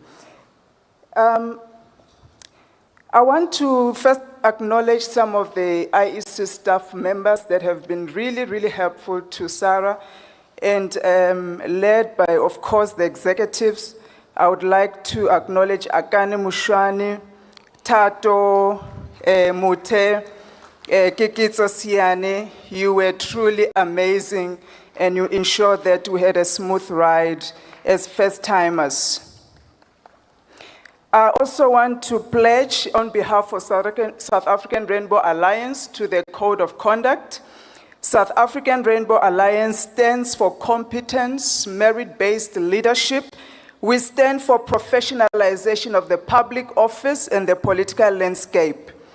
We also have the sound policies that are based on the sound and established gear, growth, economic policies, accountable leadership, and redistribution that we have launched at Mdabula Stadium in a packed stadium. We also stand for moral clarity, godly principles and values. But I really want to emphasize this. I celebrate the women that are here, especially the independents. You have truly inspired me. I celebrate the women, but I want to encourage especially most of the women that are here. It's about time that you stop coming here on behalf of President Mr. So-and-so. I think women, it's time that we take our reign, we take our space, we create our own table, so that when you come and pledge here, you pledge on behalf of a party that you lead, so that your policies and what you stand for can inspire other women. It's good that you stand on behalf of President so-and-so, but it's about time that women are represented in their full, and there are issues that it's only a woman that can champion them. I'm very proud and honored that I'm not standing on behalf of any man. I'm standing head to head, shoulder to shoulder, toe to toe, with all the presidents that have stood here to speak. And that tells you that this country is ready for a woman president. We want to stand here. We want to stand here on behalf of all the citizens of South Africa, especially standing for the women that truly had wanted to be here. 2 seconds. Women that have wanted to be here, that could not be here. Women that have fought hard in the political landscape, and we don't know where they are today. We stand on behalf of women like Malindiwe Susulu that are not here. Mankosazana Zuma, who should have led us. We stand on behalf of women like Mpopalatse, who were ostracized, women like Makubele, who were fired for standing up. And we want to say a women's commission is coming that is going to protect the rights of women. And I'm talking to the girls today. The time to count girls as GBV statistics is over with the SARA government, because all girls will have gun licenses and they will be able to shoot the balls of those who abuse them and rape them. Women have finally a voice in government, and we are going to stand for economic policies that create jobs and homes for all South Africans. Denationalization of state-owned entities. Thank you. Phew. It's hard to stop a woman on a roll. Seriously hard. Thank you. South African Royal Kingdoms Organization, please. Another one. Do you pledge? I do pledge.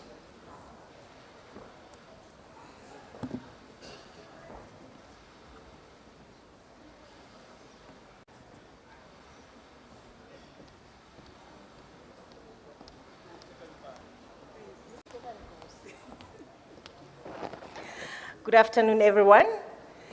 I stand here as a descendant of Kgosi Toto, who was an uncle to Kgosi Kgaleshiwe, who went and started the War of Liberation for Land and launched the Langerberg War of 1897. My great-grandfather were the first political prisoners of Robben Island. The politicians actually went to Robben Island very late. The kings were the ones that fought for the land. The land was not taken from politicians. The land was not taken from the government. The land was taken from kings and their communities. The kings gave, remember Mkonyan, the kings gave the ANC one mandate when they formed the ANC, bring back our land. And the ANC failed to do that. Mkhonto Wesizwe, you are behind me. You were the warriors that fought with the kings, fighting for the land. I'm surprised today you are a party when you are supposed to be warriors that are fighting for the land. The time has come for kings to stop sending politicians to bring back the land. I'm not a politician, I'm a princess. I will not be called honorable. I will be called Her Royal Highness. I'm representing the owners of the land, the landlords. There was Codesa, but in Codesa, landlords were not there. But you were talking about the land. How come landlords were not there?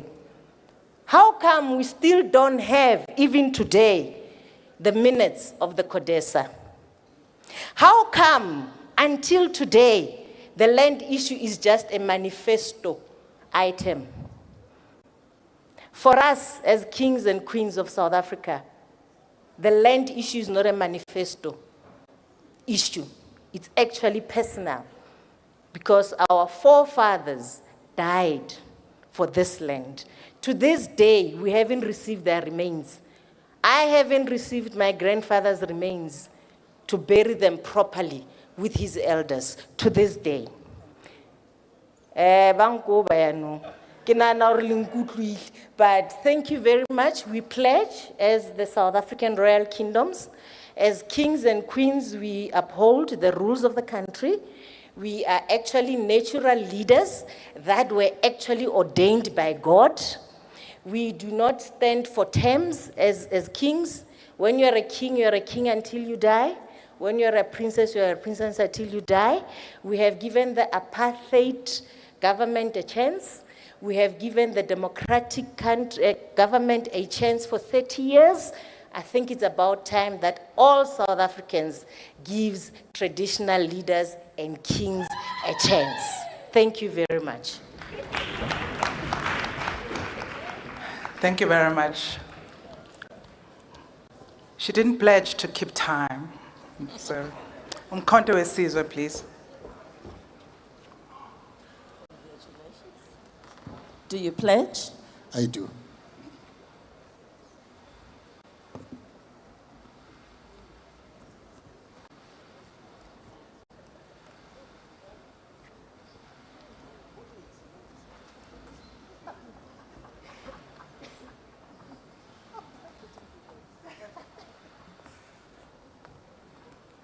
Sanibonani, baholi, ngibingelele izinzunkulu, ngibingelele bonke ubuholi obukhona, no judge. Mina uJabulani Khumalo, omele umkhonto wesizwe.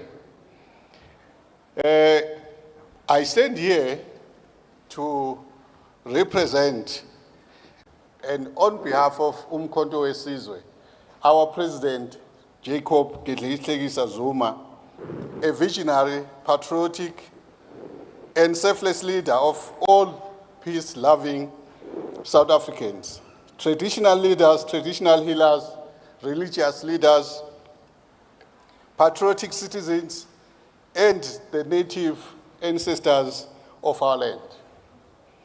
Umkhonto wesizwe Party is indeed the spear of the nation. We pledge to uphold the ethics and codes of conduct as per the regulation of the IEC. We also urge political tolerance as we spearhead change in the implementation of the people's mandate. We will deal decisively with any of our members that makes comments or utterances that incite violence, stoke political themselves. The people shall govern by way of a two-thirds majority. We believe Umkhonto wesizwe will get the two-thirds majority. The government of Umkhonto wesizwe will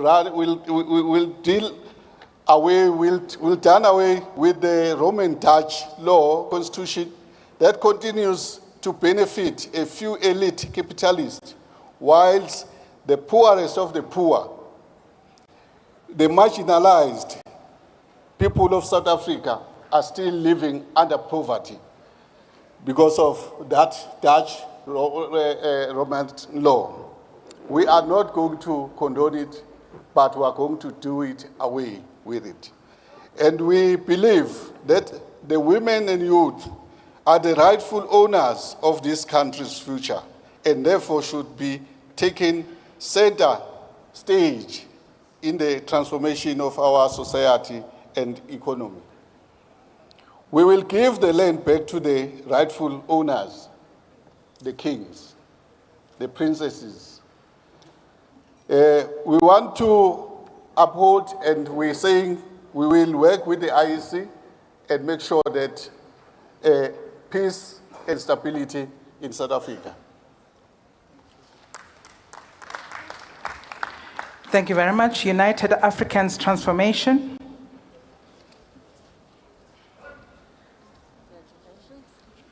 Do you pledge? We do.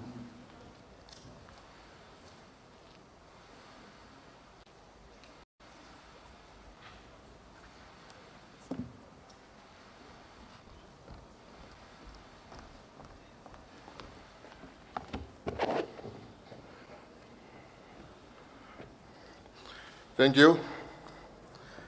Thank you to the leadership of the IEC, to our political leaders who are present, and to my Africa, izwe lethu.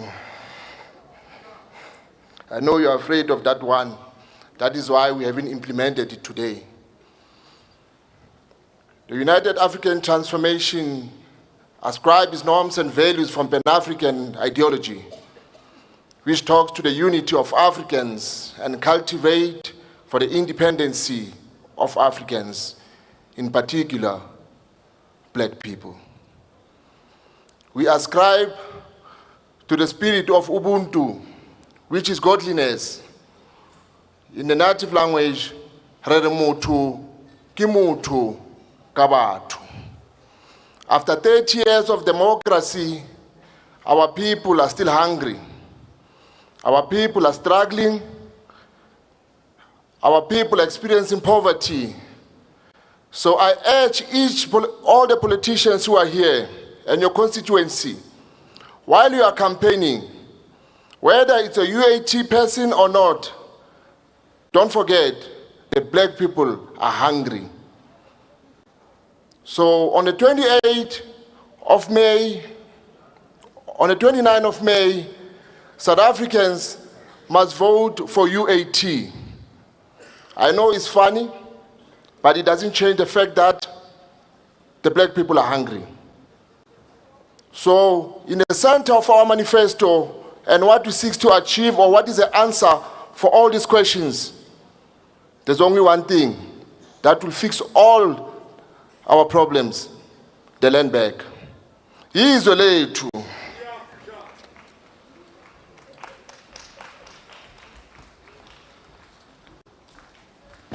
Thank you, sir. You did campaign.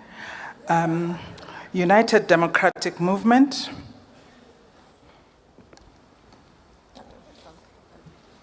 Do you pledge? The UTM pledges.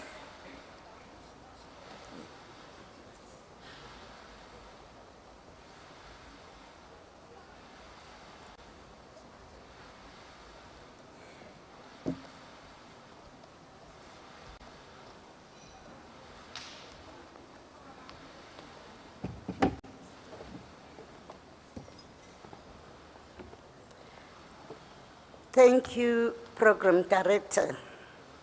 On behalf of United Democratic Movement and all its candidates and members, I hereby pledge to work with the IEC, to work with all other political parties in a peaceful environment. I further pledge to abide by the Code of Conduct of the IEC. The UTM calls upon the IEC and all law enforcement agencies to ensure that whoever infringes on the Code of Conduct is brought to justice, that they guard the democracy that we should be having. We are saying to the IEC, there must be consequences to those who infringe on the Code of Conduct. We mustn't have a situation where the cases, you only see it when you go and open it. You will go and open another one in the next elections, which will come after 5 years. Things must start rolling. Corruption destroys our freedom. I thank you.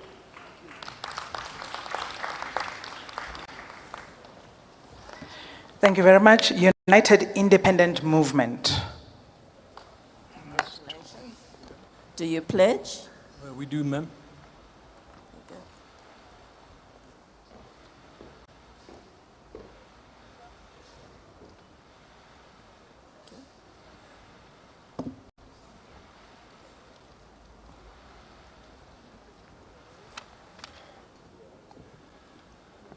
Good afternoon, ladies and gentlemen. Goeiemiddag aan almal. I'm going to keep this short and sweet in adherence to the IEC's regulations. The UIM pledges to uphold the rules and regulations of the IEC in this forthcoming election. Now, everybody seems to be mentioning elaborate plans and policies to effect change in South Africa. Well, the UIM believes that a plan is futile or destined for failure without competent people to drive such a plan and make it work. We commit to being those people and continuing to fight for and serve all South Africans, as it should be. The citizens of this country are its stakeholders, and they deserve the very best. And we intend to make sure they get it. Thank you.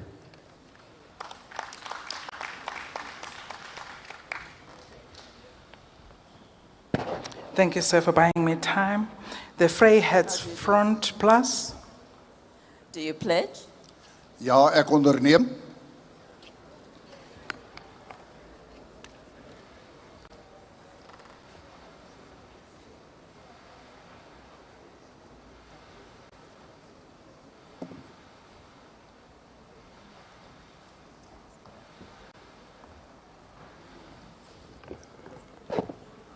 Geachte voorsitter, dames en heren, when I passed behind me, I saw faces that's quite familiar.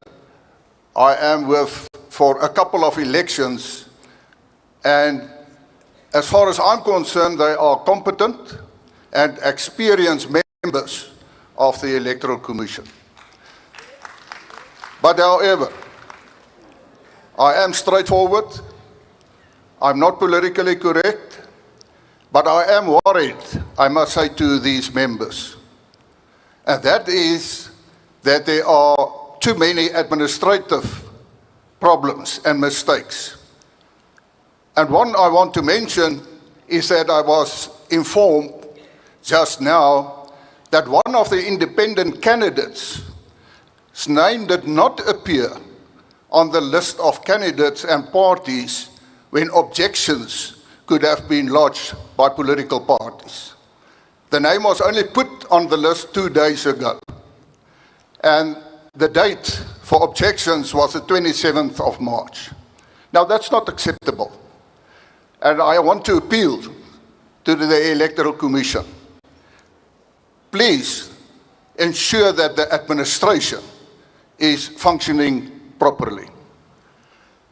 We heard that 27.7 million voters are registered for this election, but we have a weak government. South Africa became a weak country.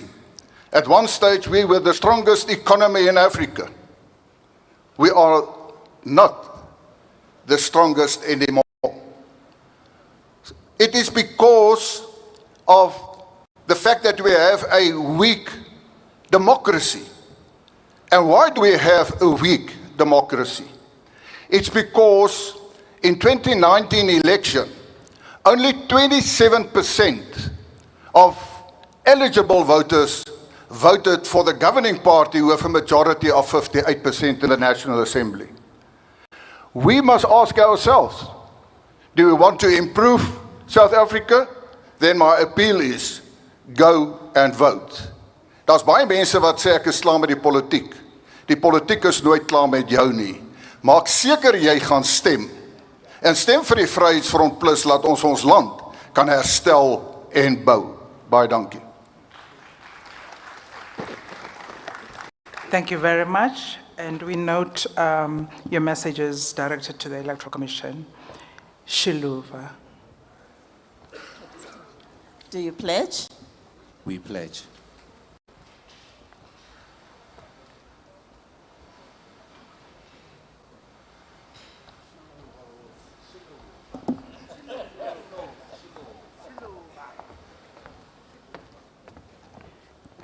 Sanibonani. Ngokuzithoba nokunhlonipha kakhulu. Let me on behalf of Shiluva, not Shiluva. Shilu, it flows. On behalf of Shiluva, we plan to abide by the rules and regulations set out by the IEC for the 2024 elections.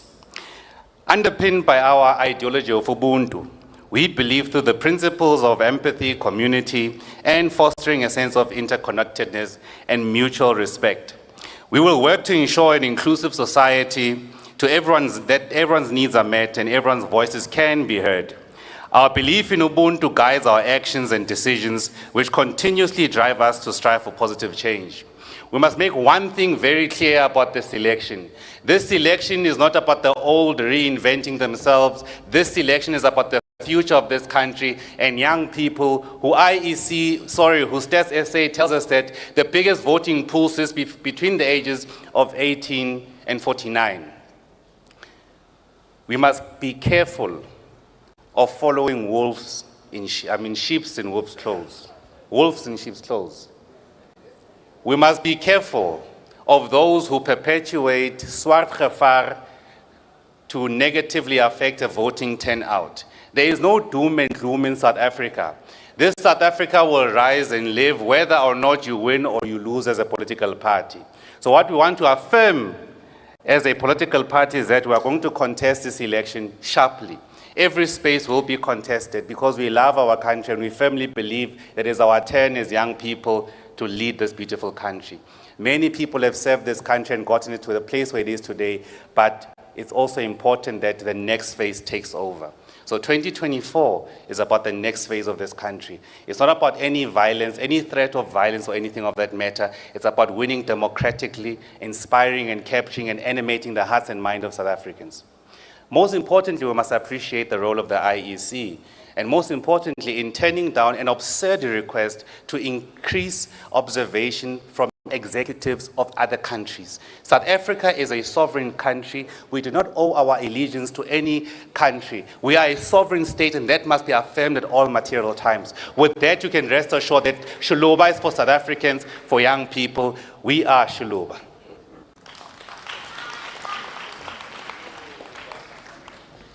Thank you very much. I accept the correction, not Shiluva, but Shiluba. So Shiluba. Thank you very much.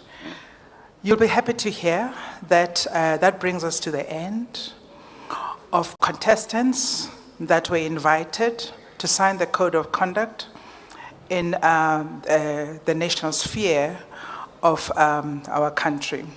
Please note that this process, today's process, is going to be mirrored in all 9 provinces. In all 9 provinces. When the dates become available, they'll be publicized so that you know about them. From my part, I wish to thank you for being a lovely audience and for rolling with the punches when things didn't go as planned. As an election management body, we know that it's a complex exercise and chances of you missing something are always there. We apologize for the things that didn't go as smoothly as you are used to, as you deserve. However, we thank you for your forbearance. And at this time, I'm going to invite the Vice Chairperson of the Electoral Commission to offer her concluding remarks. Thank you.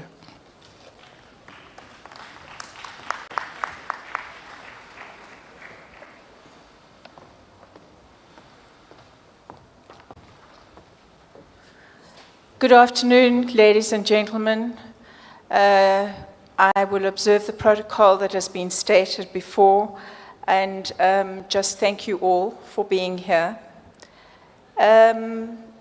Today is a day that I think for many of us is an opportunity for any contestant to come before the nation and to be able to commit themselves and in a way to stand before the nation for some kind of assessment as to the extent to which that candidate is going to contribute to the future of our country, to the democracy and to elections.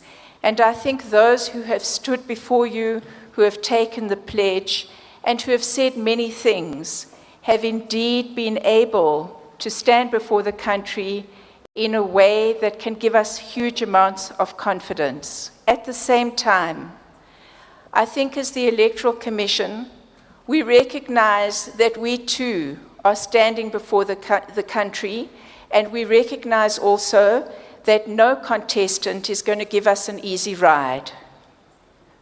We know that. We appreciate that. That's actually what democracy is about, and that's how we intend to be held to account, not just today, but throughout the process, as we always do.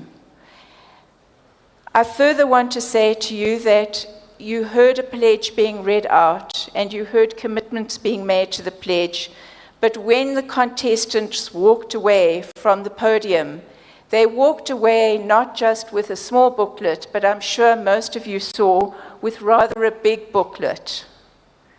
And I think that this booklet needs to be referenced here. It's the Atlas of Results of 2019. The Atlas of Results is a testament to the transparency, to the supportiveness of the electoral management body in this country, of the IEC, in that it provides each and every contestant with very, very detailed information of the numbers in each and every district, of the results, of the demographic composition, so that people can go out and campaign and put together their messages to the people of this country.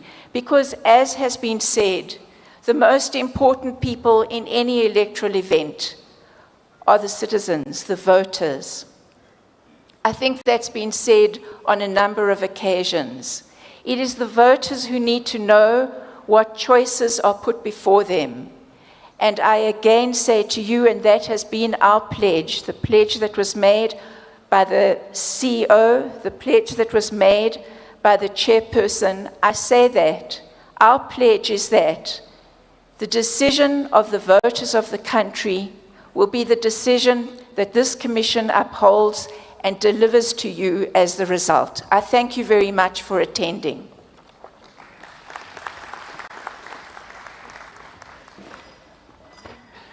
Thank you very much, ladies and gentlemen. This brings us to the end of the program.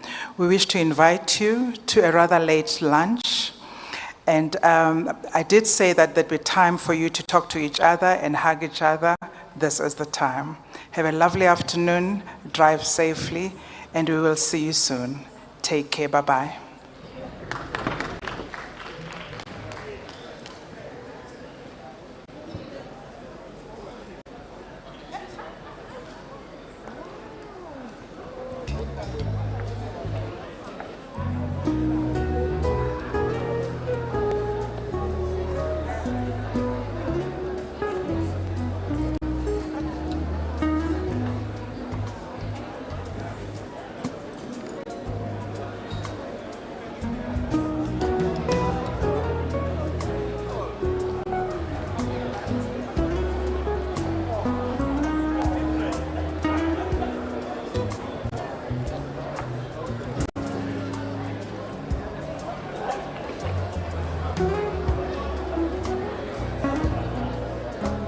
Thank you.